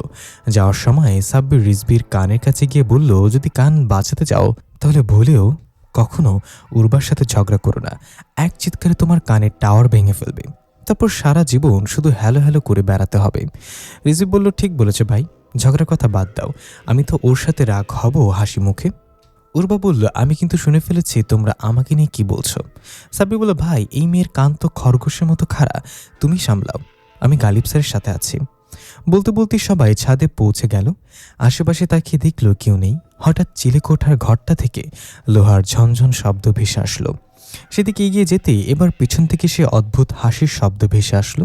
সবাই পেছনে তাকিয়ে দেখল কয়েকজন আলোর মতো সাদা পোশাকধারী দাঁড়িয়ে একে অপরের সাথে কি যেন বলা বলি করছে এবং বলা শেষে অদ্ভুতভাবে হাসছে। বোঝা যাচ্ছে তারা কিছু একটা নিয়ে ঠাট্টা করছে। উর্বা তাদের দিকে এগিয়ে গেলে হঠাৎ করেই তারা আবার অদৃশ্য হয়ে গেল। উর্বা বলল, আমরা এই কয়জন মিলে ডোরিয়ার বিশাল আত্মা বাহিনীর সঙ্গে লড়াই করব, এটা নিয়ে ঠাট্টা করছিল আর হাসছিল। স্যার বলল, তারা আমাদের মনোবল ভেঙে দিতে চায়, তাই কেউ এসবে কান দিবেন না। এখানে আমরা কিছু না কিছু পাবো। এই চিলেকোঠাতেই আমি সর্বপ্রথম ডোরিয়ার আসল রূপের সাথে পরিচিত হয়েছিলাম। এটা নিশ্চয়ই ডোরিয়ার কোনো ফাঁদ, তাই আমরা সবাই একসাথে না গিয়ে আলাদাভাবে যাব। স্যার প্রথমে রামিমকে বলল সামনে এগিয়ে গিয়ে চিলেকোঠার দরজা খুলতে এবং সতর্ক থাকতে। রামিম আস্তে আস্তে গিয়ে চিলেকোঠার দরজায় ধাক্কা দিল। দরজা খুলতেই রামিমের দিকে একটা লোহার টুকরো উড়ে আসলো। রামিম সরে যেতে চেয়েও পারল না। লোহার টুকরোটা এসে রামিমের হাতে বিঁধে গেল। রামিম সেদিকে ধ্যান না দিয়ে বলল, স্যার এখানে কাউকে শিকল দিয়ে বেঁধে রাখা হয়েছে। সবাই দৌড়ে গেল চিলেকোঠার ঘরে। সবাই হতবাক হয়ে গেল। একটা লোককে আগুনের শিকল দিয়ে বেঁধে রাখা হয়েছে। লোকটা চুল, দাঁত, হাত পায়ের নখ সব বড় বড়। দেখে মনে হচ্ছে অনেকদিন যাবৎ এখানে বন্দি সে। ঋতিকা ভালোভাবে লক্ষ্য করে বলল, তান্ত্রিক মশাই এটা কি আপনি? লোকটা তার কাপা কাপা মাথা তুলে বলল, হ্যাঁ আমি তান্ত্রিক জিন। তোমরা কারা? তান্ত্রিকের এমন অবস্থা দেখে সবাই খুব কষ্ট পেল। যদি সে আগে অনেক খারাপ ছিল, কিন্তু এখন তো সে আলোর পথে ফিরে আসতে চেয়েছিল। ডোরিয়া সেটা হতে দেয়নি। রিফান এগিয়ে গিয়ে বলল, তান্ত্রিক মশাই আমি রিফান আর ও ঋতিকা। আপনার কি মনে আছে একসময় আপনি আমাদের মারার জন্য অনেক চেষ্টা করেছিলেন? তান্ত্রিক তার লম্বা লম্বা নখ দিয়ে দাড়ি চুলকাতে চুলকাতে বলল, আচ্ছা তোরা, হ্যাঁ মনে থাকবে না কেন? আমি মৃত্যুর খুব কাছাকাছি বাছা। তোরা এখানে কি করছিস? ডোরিয়া জানলে তোদের মেরে ফেলবে তো। ঋতিকা বলল, আমরা আপনাকে ছাড়িয়ে নিয়ে যাব। একটা বড় বিপদ ধেয়ে আসছে আমাদের দিকে তান্ত্রিক মশাই। আমাদের মেয়ে মিনহাকে দিয়ে ডোরিয়া ভয়ানক কিছু পরিকল্পনা করছে। শুধুমাত্র আপনিই বলতে পারেন ডোরিয়াকে কিভাবে পরাজিত করা যায়। তান্ত্রিক বলল, আমি তো এখানে বন্দি, কিভাবে তোদের সাহায্য করব? এই আগুনের শিকল তোরা ভাঙতে পারবি না। এই শিকলে 100 মানুষের তাজা রক্ত লাগিয়ে এটাকে অনেক মজবুত করা হয়েছে। এটা আমার পা থেকে খুললেই আমি সাথে সাথেই মারা যাব। দয়া করে তোরা এই শিকলটা আমার পা থেকে খুলে আমাকে এই বন্দি জীবন থেকে মুক্তি দে। মৃত্যু আমাকে ডাকছে। তার বদলে আমি তোদেরকে বলে দেব ডোরিয়াকে কিভাবে হারাতে পারবি। গালিব স্যার এগিয়ে এসে বলল, না তান্ত্রিক মশাই, আমরা আপনাকে মারব না। আপনাকে সাথে নিয়ে ডোরিয়ার সাথে লড়াই করব। যেহেতু এটা আপনার পা থেকে খুললে আপনার মৃত্যু হবে, তাই এটা না খুলে অন্য পাশ থেকে ভেঙে আপনার শরীরের সাথে জড়িয়ে নিন। লড়াই করার সময় এটা কাজে আসবে। তান্ত্রিক বলল, তুই অনেক বুদ্ধিমান বাছা, কিন্তু শিকল ভাঙবে কিভাবে? তোদের কারো কাছে তো এমন কোনো শক্তি নেই। স্যার বলল, আমাদের শক্তি এখনও দেখলেন কই মশাই? আমরা মুরগির ডিম দেখে বলে দিতে পারি এটা ব্যাডা মুরগা হবে নাকি বেডি মুরগি হবে। তান্ত্রিক সবে হেসে দিল। সবে বলল, তান্ত্রিক মশাই আপনি হাসছেন দেখে ভালো লাগলো, কিন্তু আপনার পোকা খাওয়া দাঁত দেখে আমার তরমুজের বীজের কথা মনে পড়ে গেল। ছোটবেলা অনেক চকলেট খেতেন নাকি? তান্ত্রিক বললে, এই ছোকরাটা বেশি কথা বলে, তারপর টাইমিং ভালো। এখন কথা না বলে আমাকে মুক্ত করার ব্যবস্থা কর জলদি। তোদের সাথে তো একজন জিনও আছে, এই উর্বাকে আমি চিনি। আমি যখন প্রধানের কারাগারে ছিলাম তখন ওর সম্পর্কে শুনেছিলাম। গালিব স্যার তার লাঠিটা উল্টো করে তরবারি বানিয়ে নিল। এরপর উর্বাকে বলল, সামনে এসে দাঁড়াতে, যাতে আগুনের ফুলকিগুলো ছিটকে গিয়ে ওদের গায়ে না পড়ে। উর্বার সামনে দাঁড়ালো। স্যার শিকলে আঘাত করলো তরবারি দিয়ে। আগুনের ফুলকি বের হচ্ছিল। তান্ত্রিকের মুখে ভয়ানক হাসি। তার হাসির রহস্য কেউ বুঝতে পারল না। এটা মুক্তি পাওয়ার হাসি নাকি অন্য রহস্য? কয়েকবার শিকলে আঘাত করার পর সেটা ভেঙে গেল। তান্ত্রিক হাসতে হাসতে উঠে দাঁড়িয়ে শিকলটা নিজের শরীরে জড়িয়ে নিল এবং বলল, কখনো ভাবিনি ডোরিয়ার কারাগার থেকে মুক্তি পাব। এবার ডোরিয়াকে আমি বুঝিয়ে দেব কে বেশি শক্তিশালী। এই বলে তান্ত্রিক অট্টহাসিতে পুরো বিল্ডিং কাঁপিয়ে দিল। ঋতিকা বলল, তান্ত্রিক মশাই হাসি থামিয়ে বলেন, এখন আমাদের কি করতে হবে? আমরা এখানে ডোরিয়ার খোঁজে এসে আপনাকে পেয়েছি। তাহলে ডোরিয়া কোথায়? মিনাকে নিয়ে তার পরিকল্পনা কি? মিনা কেন এত স্পেশাল? ছোটবেলা থেকে মিনা কেন সব বাচ্চার থেকে আলাদা? সব প্রশ্নের উত্তর আপনার কাছে আছে হয়তো। তান্ত্রিক হাসি থামিয়ে বলল, মিনা এমন একটা বাচ্চা যার দ্বারা সকল আত্মাকে জীবিত মানুষের শরীরে ঢুকিয়ে পুরো পৃথিবীকে নিজের নিয়ন্ত্রণে নিয়ে যাওয়া যাবে। ডোরিয়া সেটাই করছে। রিফানের মৃত্যু থেকে জীবিত হওয়া সেই ছিল সবচেয়ে বড় ভুল, কিন্তু এটা না করলে সেদিন তোরা তা আমাকে মেরে ফেলতি। আগামীকাল সূর্যগ্রহণ। এই সূর্যগ্রহণের আলো যদি মিনার শরীরে লাগে তাহলে মিনা লবণের মতো গলে যাবে এবং ডোরিয়া তার উদ্দেশ্য সফল করে ফেলবে। সে পুরো পৃথিবীর মানুষকে বশে নিয়ে আসবে, সাথে তোরাও তার বশে চলে যাবি। তখন আর কারোর কোনো শক্তি কাজে আসবে না। শুধুমাত্র মানুষই না, সকল জিনও তার নিয়ন্ত্রণে থাকবে। রামিম বললে, এইসব কিছুর মাঝে তুবা কেন আসলো? তুবার সাথে তো এখানে কারোর কোনো সম্পর্ক নেই। তান্ত্রিক বলল, তুবা অনাকাঙ্ক্ষিতভাবে এসে গিয়েছে। তারা যখন মিনাকে নিয়ে যাচ্ছিল তখন মিনার হাত থেকে নীল রঙের একটা আংটি পড়ে গিয়েছিল। সে আংটি তুবা পেয়ে যায় কোনোভাবে এবং সেটা নিজের আঙ্গুলে পরে নেয়। এতে করে মিনা তুবার শরীরে প্রবেশ করে ফেলে। এটা ডোরিয়ার পরিকল্পনার অংশ ছিল না এবং সূর্যগ্রহণের আগে তুবার হাত থেকে ওই আংটি খোলা যাবে না। তাই ডোরিয়া তার পরিকল্পনা অনুযায়ী একটু বদলে তুবাকেও নিয়ে গিয়েছে। রিশফা অবাক হয়ে বলল, আপনি বন্দি থাকা সত্ত্বেও এত সব কিছু জানেন কিভাবে? তান্ত্রিক এবার একটু থতমত খেয়ে বলল, আসলে ডোরিয়া দলের মাঝে আমার একজন অনুসারী আছে যে এখন আমাকেই মেনে চলে। তার দ্বারাই এই অ্যাব আমি জেনেছি। রিফান বলল, সেসব কথা ছাড়েন, এখন বলেন তাহলে ডোরিয়াকে হারানোর উপায় কি? এটা কোনোভাবেই হতে দিতে পারি না আমরা। একটা শয়তান আমাদের সবাইকে নিয়ন্ত্রণ করবে, এটা আমরা কেউ মেনে নিতে পারি না। তান্ত্রিক এবার গালিব স্যারের দিকে তাকিয়ে বলল, উপায় তো একটা আছে, সেটা গালিবও জানে, উর্বাও জানে, কিন্তু সেটা অনেক কঠিন হবে তো ওদের জন্য। স্যারের কথা ঘুরিয়ে বলল, এখন এসব না বলি আমরা, আপনি আমাদের ডোরিয়ার কাছে নিয়ে যেতে পারবেন। ডোরিয়া ওয়াদা ভঙ্গ করে কেন আবার এই নোংরা খেলায় জড়ালো সেটা জানতে হবে। তান্ত্রিক বলল, ডোরিয়ার ঠিকানা জানতে হলে আমাকে ধ্যানে বসা লাগবে। এর জন্য দরকার হবে বিল্ডিংয়ের পেছনে থাকা নালা থেকে এক বাটি পানি এবং আগুন জ্বালানোর জন্য কিছু লাকড়ি। সাব্বির এবং রামিম চলে গেল এগুলোর যোগান আনতে। এদিকে তান্ত্রিক ধ্যানে বসার প্রস্তুতি নিচ্ছিল। সবার চেহারায় একরাশ চিন্তার ছাপ। কি হতে যাচ্ছে সামনে? ডোরিয়া বাহিনীর সাথে লড়াই করে টিকে থাকা যাবে কিনা? এটা হবে শেষ লড়াই। হেরে গেলে সব শেষ হয়ে যাবে। সাব্বির এবং রামিম বিল্ডিংয়ের পেছনে গেল নালা থেকে পানি আনতে। রামিম বলল, সাবধানে ভাই, ওই বইতে লেখা ছিল নালা থেকে মৃতরা উঠে আসবে। যদি সত্যি তাই হয় তাহলে কি হবে? সাব্বির বলল, কি আর হবে, তাদের উদ্দেশ্য তোকে বলি দিয়ে দেব। তারা এমন তাজা বলি পেয়ে আমাকে ছেড়ে দিবে। যান বাজানো ফরজ, ফোন নিয়ে তুই আমাকে বলি দিবি তাই না? এই বলে সাব্বিরকে কিল ঘুষি দিতে লাগলো। সাব্বিরও হাসতে হাসতে মজা করতে লাগলো। নালার কাছে পৌঁছে সাব্বির বলল, তুই দাঁড়া, আমি পানি নিচ্ছি। হঠাৎ তাদের চোখে পড়ল নালার ওপারে সাদা পোশাক পরা মানুষের আকৃতির কিছু ওপরে।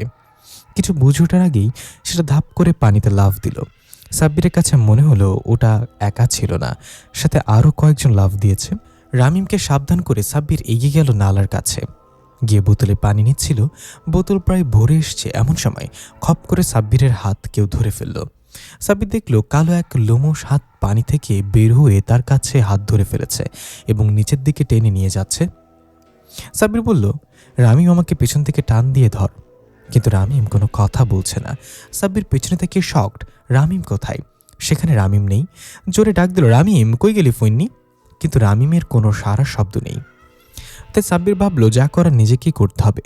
এই বলে সাব্বির পুরো শক্তি খাটিয়ে টেনে সেই হাতসহ মুখের কাছে নিয়ে এসে সজোরে কামড় বসিয়ে দিল। ভয়ানক এক চিৎকারে সাব্বিরের হাত ছেড়ে দিল এবং সে পানিতে তলিয়ে গেল। সাব্বির বোতল নিয়ে সেখান থেকে পিছিয়ে এলো তাড়াতাড়ি আর বলল, শালা এমন কামড় দিছি যে 14টা ইঞ্জেকশনও কাজ হবে না। আমার সাথে ভাওতাবাজি করস তাই না? আমি আমার গার্লফ্রেন্ডকেও আমার হাতে ধরতে দেই না। তুই কোন টুটটুট?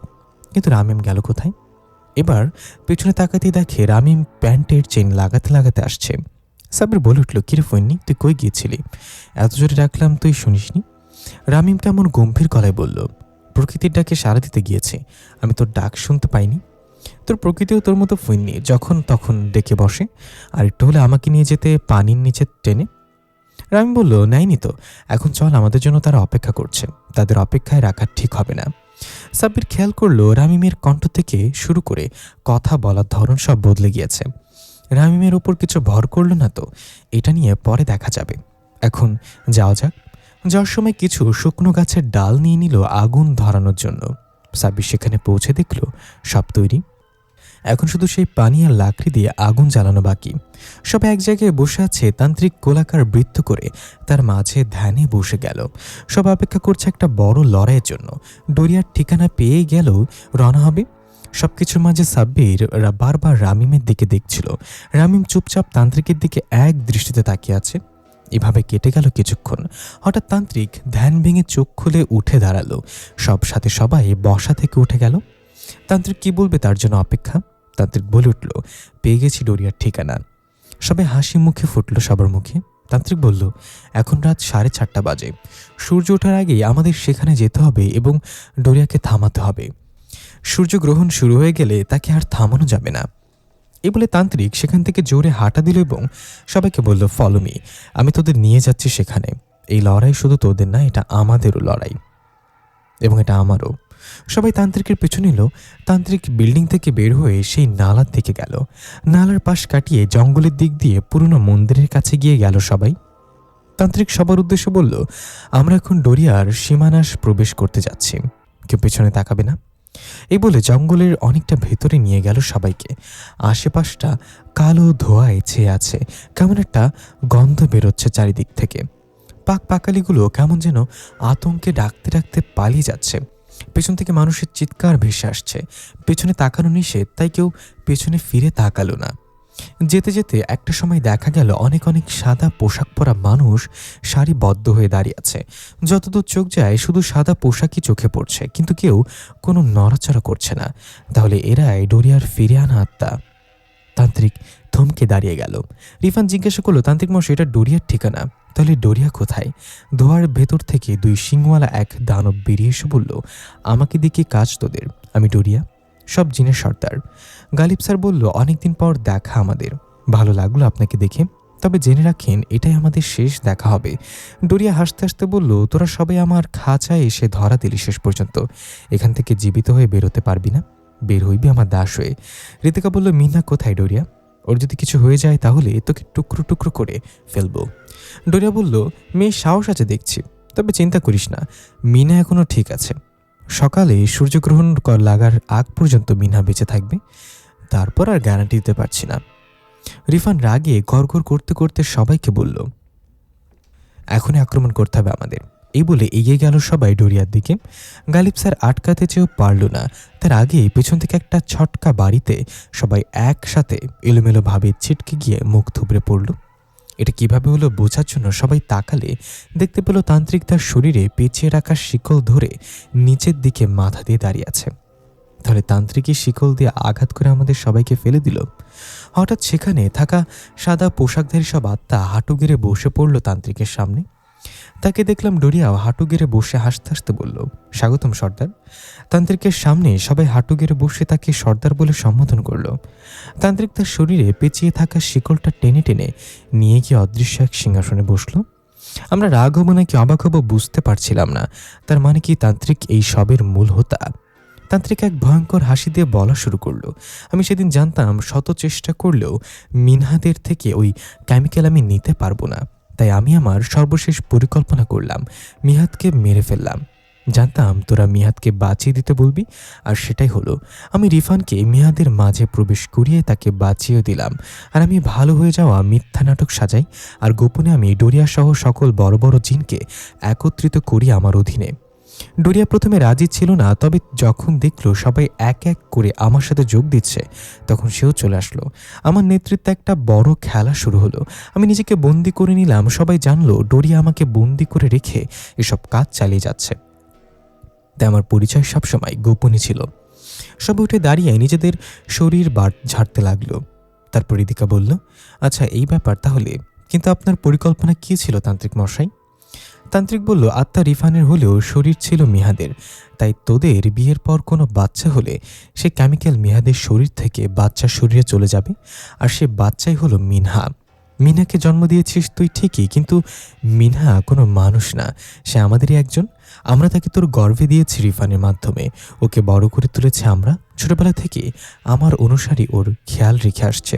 শুধু অপেক্ষা ছিল একটা সূর্যগ্রহণের, আর সে বহুল প্রতীক্ষিত দিন। গ্রহণ লাগার সাথে সাথে মিনহা গলে যাবে এবং সে কেমিক্যাল আমি পেয়ে যাব। আমি হয়ে যাব অপ্রতিরোধ্য।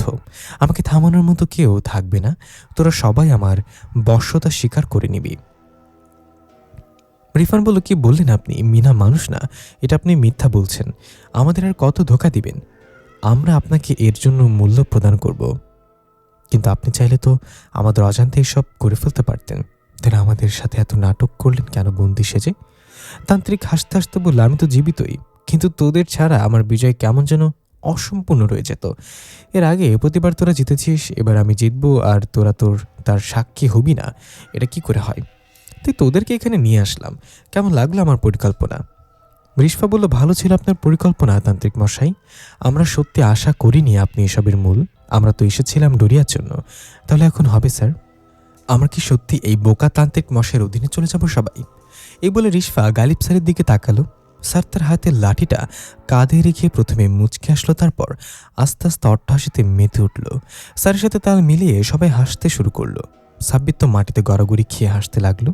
এই দেখে তান্ত্রিক প্রচণ্ড রেগে গিয়ে হুঙ্কার ছেড়ে বলল, নিজেদের প্রথম হারে পাগল হয়ে গেলিত নাকি তোরা? হাসছিস কেন? তোদের কি ভয় লাগছে না? কিন্তু তাদের হাসি যেন থামছে না। তান্ত্রিক রাগান্বিত দৃষ্টিতে ডোরিয়ার দিকে তাকালো। ডোরিয়াও প্রচণ্ড রেগে কয়েকটা ভয়ঙ্কর আত্মাকে নির্দেশ দিল হাসি থামানোর জন্য তাদের। আত্মার এগিয়ে যেতে সবাই হাসি থামিয়ে দিল। এবার তান্ত্রিক বলল, তোদের হাসির কারণ কি? গালিব স্যার বলল, আরে আমরা খুশি হয়েছি যে তান্ত্রিক মশাই হাসছি। আমরা আপনার মতো একজন মহান তান্ত্রিকের অধীনে থাকবো, সেটা ভাবতেই আনন্দে বুকটা ভরে যাচ্ছে। আর হাসা স্বাস্থ্যের জন্য খুব ভালো। এমনিতে আমি কোলগেট দিয়ে দাঁত মাজি, তাই হাসতে প্রবলেম হয় না। সাবরি বলল, স্যার তান্ত্রিক কি বুঝবে না কি কোলগেট কি? তার যে তরমুজের বিচির মতো দাঁত কালো কালো, ওগুলো হারপিক দিয়ে মাজলেও পরিষ্কার হবে না। এই শুনে তান্ত্রিকও হেসে দিয়ে বলল, আর এই জন্যই তোরা অনেক স্পেশাল। নিশ্চিত হার জেনেও কত হাসি খুশি তোরা। তবে একটু পরেই তোরা সবাই আমার অধীনে চলে আসবি। তখন আর আমার অনুমতি ছাড়া হাসা তো তোর একটা গ্যাসও ছাড়তে পারবি না। এখন নিচ আমার সামনে, হাঁটু গেড়ে বস সব সর্দারের সর্দার তান্ত্রিকের কাছে। গালিব স্যার সবাইকে চোখের ইশারা এটা করতে বলল। সবাই হাঁটু গেড়ে বসলো তান্ত্রিকের সামনে। এর মাঝে ডোরিয়া তান্ত্রিকের কানের কাছে গিয়ে কিছু বলল। তান্ত্রিক সেটা শুনে খুশিতে আত্মহারা হয়ে সবার উদ্দেশ্যে বলল, এখনই সময়, কিছুক্ষণের মাঝে গ্রহণ লাগবে, নিয়ে আস আমাদের মিনহাকে। চারিদিক থেকে সকল আত্মা বলা শুরু করলো, জয় হোক তান্ত্রিকের, আমরা আপনার অধীনে আছি, জয় হোক তান্ত্রিকের। এই ধ্বনিতে পুরো জঙ্গল মুখরিত হলো। একজন এসে তান্ত্রিককে একটা সোনার মুকুট পরিয়ে দিল, রাজকীয় পোশাক পরিয়ে দিল। তান্ত্রিক পেছনে হঠাৎ আরও কয়েকজন দানবের মতো শক্তিশালী জিন এসে উপস্থিত হলো। তাদের মাঝেও প্রধান আছে। প্রধান উর্বার দিকে তাকে একটা ভয়ঙ্কর হাসি দিল। তান্ত্রিকের চোখে মুখে আনন্দ আর লোভ ভেসে উঠছে। এর মাঝেই তুবাকে নিয়ে আসা হলো একটা পিতলের বড় পাত্রে বসিয়ে। পাশে আরেকটা খালি পিতলের পাত্র আনা হলো। তুবার মাঝেই মিনহা আছে। তুবার কোনো হুঁশ নেই, সে এক দৃষ্টিতে তাকিয়ে আছে। তান্ত্রিক বলল, এখন ওই মেয়ের হাত থেকে আংটি খুলে ফেলো। মিনাকে বাইরে আনার সময় হয়েছে। একজন তুবার হাত থেকে আংটিটা টান দিয়ে খুলে ফেলল। সাথে সাথেই তুবা বেহুশ হয়ে পড়ে গেল এবং সবাই নিশ্চুপ হয়ে গেল। কারোর মুখে কোনো শব্দ নেই।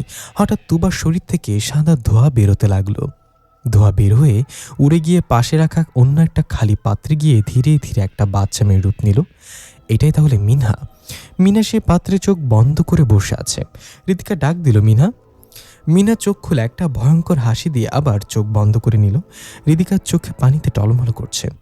রিফান ঋতিকার কাঁধে হাত রেখে সান্ত্বনা দিল। তান্ত্রিক হাসতে হাসতে বলল, কোনো মায়া কাজ করবে না আর। মিনা জন্ম নিয়েছিল আজকের দিনটার জন্য, তাই আজকে সে তার নিজের কুরবানি নিজে দিয়ে আমাকে দিয়ে যাবে এই পুরো পৃথিবীর রাজত্ব। কান্না করে কোনো লাভ নেই ঋতিকা, সে কখনো তোদের মেয়ে ছিলই না, সে আমাদেরই একজন। এই বলে তান্ত্রিক উপরে তাকালো।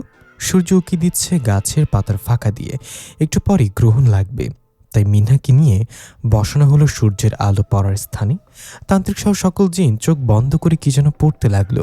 গালিব স্যার সবার চোখে একবার করে তাকিয়ে কি যেন ইশারা করে জোরে চিৎকার দিয়ে বলল, এখন সময়। এই বলে রিদিকা, রিফান, রিশফা, রিজবি, উর্বা, হুমায়রা, সাব্বির এবং স্যার সহ সবাই ঝাঁপিয়ে পড়ল। তান্ত্রিক থতমত খেয়ে চোখ খুলে দেখল লড়াই শুরু হয়ে গিয়েছে। ডোরিয়া সহ অন্য সব জিন লড়াই করা শুরু করলো। তান্ত্রিক কিছু বুঝে উঠতে পারল না কি হচ্ছেটা কি এখানে। সবার হাতে গালিব স্যারের হাতে থাকা লাঠির মতো লাঠি, সেগুলো দিয়েই যাকে বাড়ি দেওয়া হচ্ছে সবাই ধোঁয়া হয়ে উড়ে যাচ্ছে। ডোরিয়া এসে স্যারের মুখোমুখি হলো। স্যার বলল, শুনেছিলাম জিনেরা নাকি ওয়াদা ভঙ্গ করে না, কিন্তু আপনি তো জিন নামের কলঙ্ক। একটা শয়তানের সঙ্গী হয়ে এমন নোংরা খেলায় মেতে উঠলেন। ডোরিয়া বলল, আমার কোনো উপায় ছিল না, সবাই তান্ত্রিকের সঙ্গ দিচ্ছিল, আমার একার পক্ষে কিছু করার ছিল না। যা হওয়ার হয়ে গিয়েছে, এখন আর পেছনে তাকানোর সময় নেই। এই বলে ডোরিয়া স্যারের উপর ঝাঁপিয়ে পড়ল। দুজনের মাঝে তুমুল লড়াই শুরু হলো। স্যারকে মেরে রক্তাক্ত করে ফেলল ডোরিয়া। হাত থেকে অদৃশ্য তরবারি বের করে স্যারের পেটে ঢুকাতে যাবে এমন সময় পেছন থেকে রিশফা এসে ডোরিয়ার পিঠে তরবারি ঢুকিয়ে দিল। পিঠ ভেদ করে পেট দিয়ে বের হলো। ডোরিয়া কাতরাতে কাতরাতে পিছনে ফিরে রিশফাকে ধরতে যাবে, এদিক থেকে স্যার আবার তরবারি গলায় ডোরিয়া ঢুকিয়ে দিল। ডোরিয়া মাটিতে লুটিয়ে পড়ে কালো ধোয়া হয়ে অদৃশ্য হয়ে গেল। রিশফা বলল, স্যার আপনি ঠিক আছেন তো? আপনি তো অনেক আহত, লড়াই চালিয়ে যেতে পারবেন? স্যার বলল, পারবো আমি, এটা আমাদের শেষ লড়াই। এটা শেষ না করতে পারলে এমনিতেও আমরা মারা যাব, তার চেয়ে ভালো লড়াই করে মারা যাব। এ বলে আবার ঝাঁপিয়ে পড়ল। দেখা গেল ঋতু এবং আত্মা রিশফা হঠাৎ বিশাল এক আত্মা বাহিনী নিয়ে কোথা থেকে যেন চলে আসলো এবং তান্ত্রিকের আত্মা বাহিনীর উপর ঝাঁপিয়ে পড়ল। সাথে রামিমও ছিল। রামিম গিয়ে বেহুশ হয়ে পড়ে থাকা তুবাকে তুলে নিয়ে সাইডে নিরাপদ জায়গায় রাখল। মিনহা এখনও চোখ বন্ধ করে সে পাত্রে বসে আছে। তান্ত্রিক বারবার আকাশের দিকে তাকাচ্ছে, গ্রহণ কখন লাগবে। প্রধান মুখোমুখি হলো উর্বার। দুজনের মাঝে প্রচণ্ড লড়াই শুরু হলো। রিজবিও উর্বাকে সাহায্য করার জন্য ছুটে গেল, কিন্তু প্রধানের সাথে তারা পেরে উঠছে না। উর্বা বলল, রিজবি তার চোখ। প্রধান উর্বাকে গলা চেপে ধরল। উর্বা আর নিজেকে ছাড়াতে পারছে না। রিজবি হুমায়রাকে ডাক দিয়ে বলল, দুই দিক থেকে তাকে আক্রমণ করতে হবে। এই বলে হুমায়রা এবং রিজবি দুই দিক থেকে দৌড় দিল।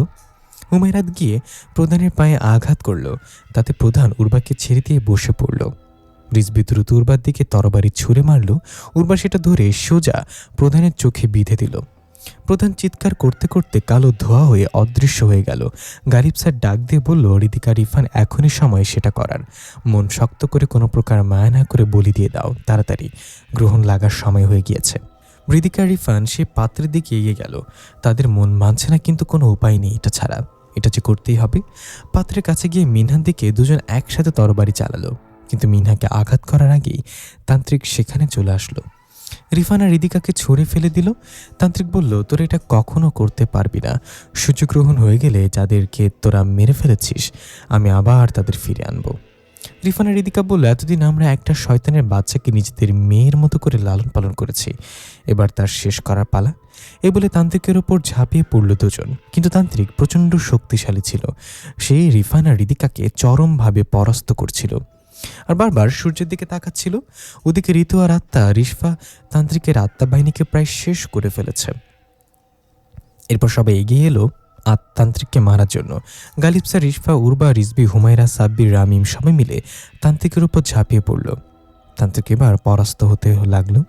কারণ তান্ত্রিকের মন ছিল সূর্যের দিকে। সে তাদের তরবারির আঘাত ঠেকাচ্ছে আর ওপরে তাকাচ্ছে। এক পর্যায়ে সূর্যের আলো মলিন হয়ে আসতে লাগলো, তার মানে গ্রহণ লেগে গিয়েছে। তান্ত্রিক তার শরীর থেকে আগুনের ফুলকি ছিটে দিয়ে সবাইকে ছিটকে ফেলে দিল আর হাসতে হাসতে বলতে লাগলো, আমি অপ্রতিরোধ্য। সবাই উঠে তাকিয়ে দেখলো মিনা আস্তে আস্তে গলতে শুরু করেছে। গালিব স্যার দিশাহারা হয়ে উর্বাকে বলল, উর্বা সেটা করো জলদি। এই বলে সবাই নিজেদের কান চেপে ধরল। উর্বা প্রচণ্ড শক্তিতে গলার পুরো জোর লাগিয়ে চিৎকার দিল। উর্বার চিৎকারে আশেপাশের গাছগাছালিগুলো ভেঙে পড়তে লাগলো। তান্ত্রিক চিৎকার করে নিজের কান ধরে বসে পড়ল। এই সুযোগে রিফান এবং হৃদিকা দৌড়ে গিয়ে এক কোপে মিনহার ঘাড় থেকে মাথা আলাদা করে ফেলল এবং হৃদিকা কাঁদতে কাঁদতে মাটিতে বসে পড়ল। রিফানও মাথা নিচু করে হৃদিকার কাঁধে হাত রেখে বসে পড়ল।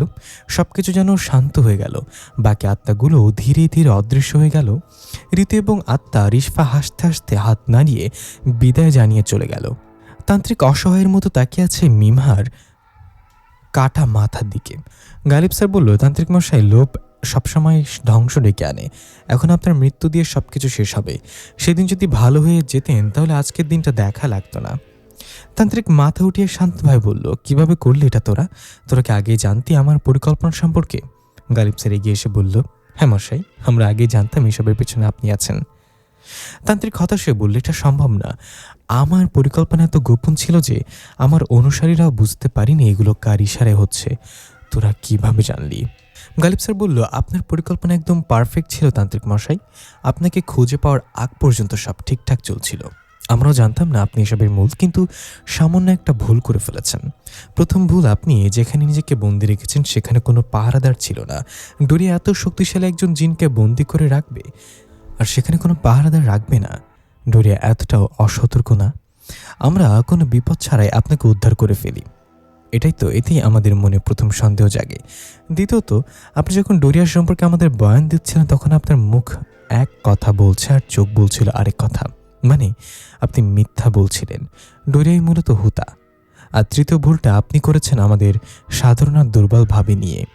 এসব শুনে তান্ত্রিকের রাগে তার হাত দিয়ে মাটি চাপড়াতে লাগলো আর বলতে লাগলো, আমি সব জিনদের সর্দার। তোদের জন্য আমি আবার ব্যর্থ হলাম। এবার আর কেউ কাউকে ছাড়ব না। এ বলে তান্ত্রিক তার লম্বা আগুনের তলোয়ার দিয়ে আক্রমণ করা শুরু করলো। শুরু হয়ে গেল তান্ত্রিকের সাথে তুমুল লড়াই। তান্ত্রিক রাগে যেন আরো ভয়ঙ্কর হয়ে উঠছে। সবাই চারিদিক থেকে হামলা করেও তান্ত্রিকের কিছু করতে পারছে না। সবাইকে মেরে রক্তাক্ত করে ফেলল।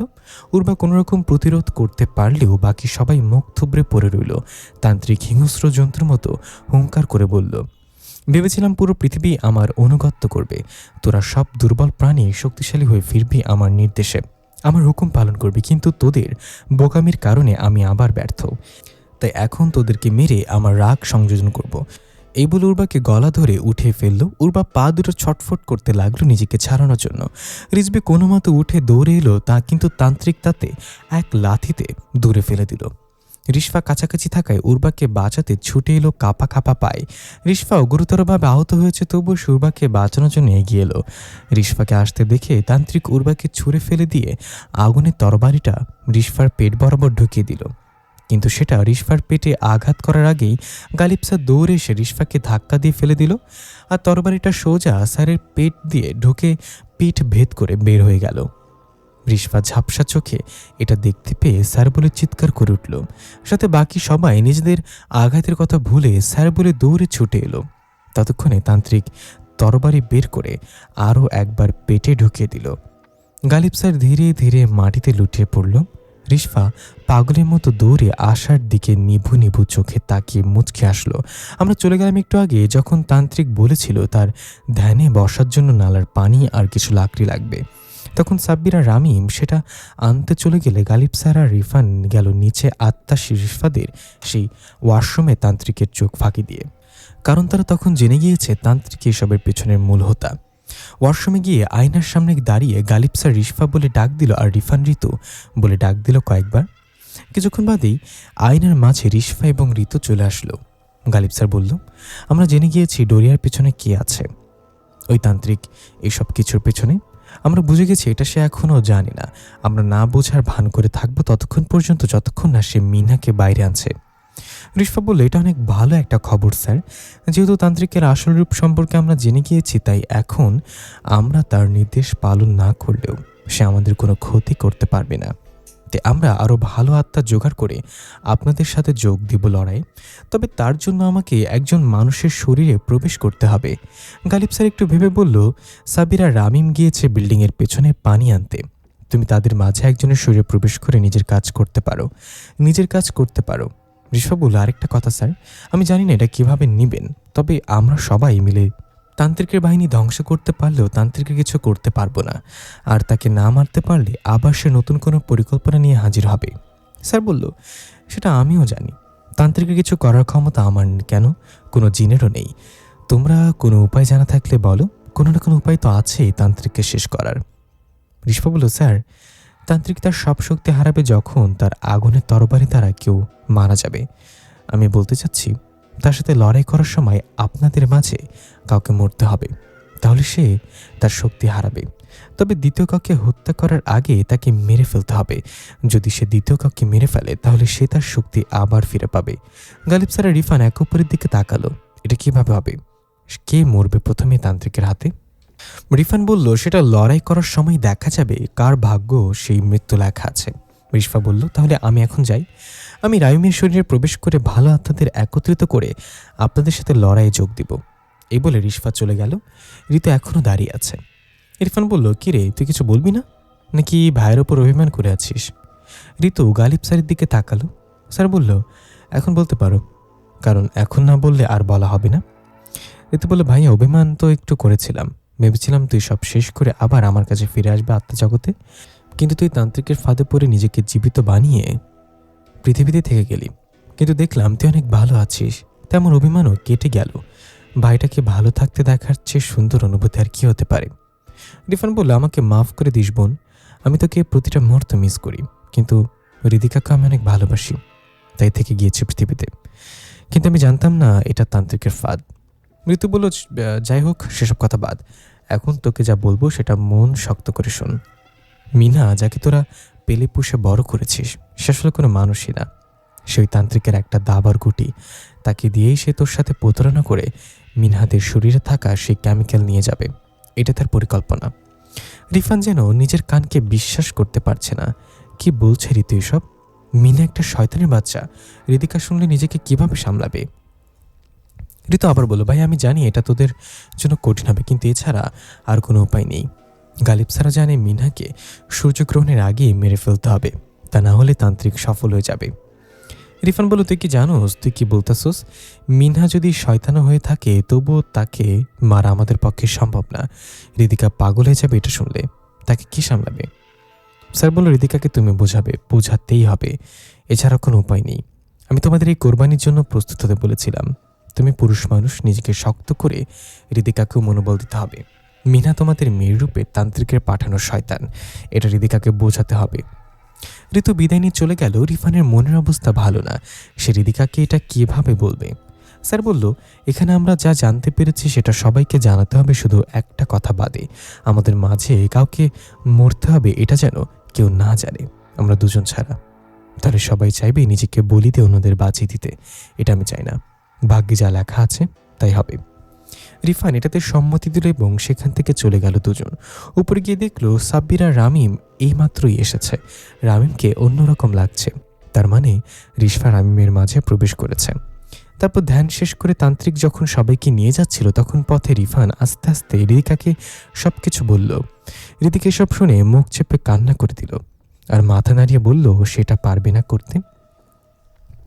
রিফান বারবার বোঝাতে লাগলো এটা করতে হবে, না হলে সব শেষ হয়ে যাবে। অনেক বোঝানোর পর ঋদিকা বুঝতে পারল এবং মন শক্ত করে এটা করতে রাজি হলো। ঘটনা ফিরে এলো বর্তমানে। গালিব স্যারের নিথর দেহটা মাটিতে পড়ে আছে। রিশফার চিৎকারে আকাশ পাতাল সব ভারী হয়ে গেল। তান্ত্রিক বুঝতে পারল তার শক্তি কমে গিয়েছে, তাই সে তাড়াতাড়ি দ্বিতীয় আঘাত করার জন্য রিশফার উপর তরবারি উঠালো। ঠিক তখনই পেছন থেকে রিফান তরবারি উঠিয়ে এক কোপে তান্ত্রিকের ঘাড় থেকে মাথা আলাদা করে ফেলল। তান্ত্রিক কাঁপতে কাঁপতে মাটিতে পড়ে অদৃশ্য হয়ে গেল আর তার মাথাটা সেখানে পড়ে রইল।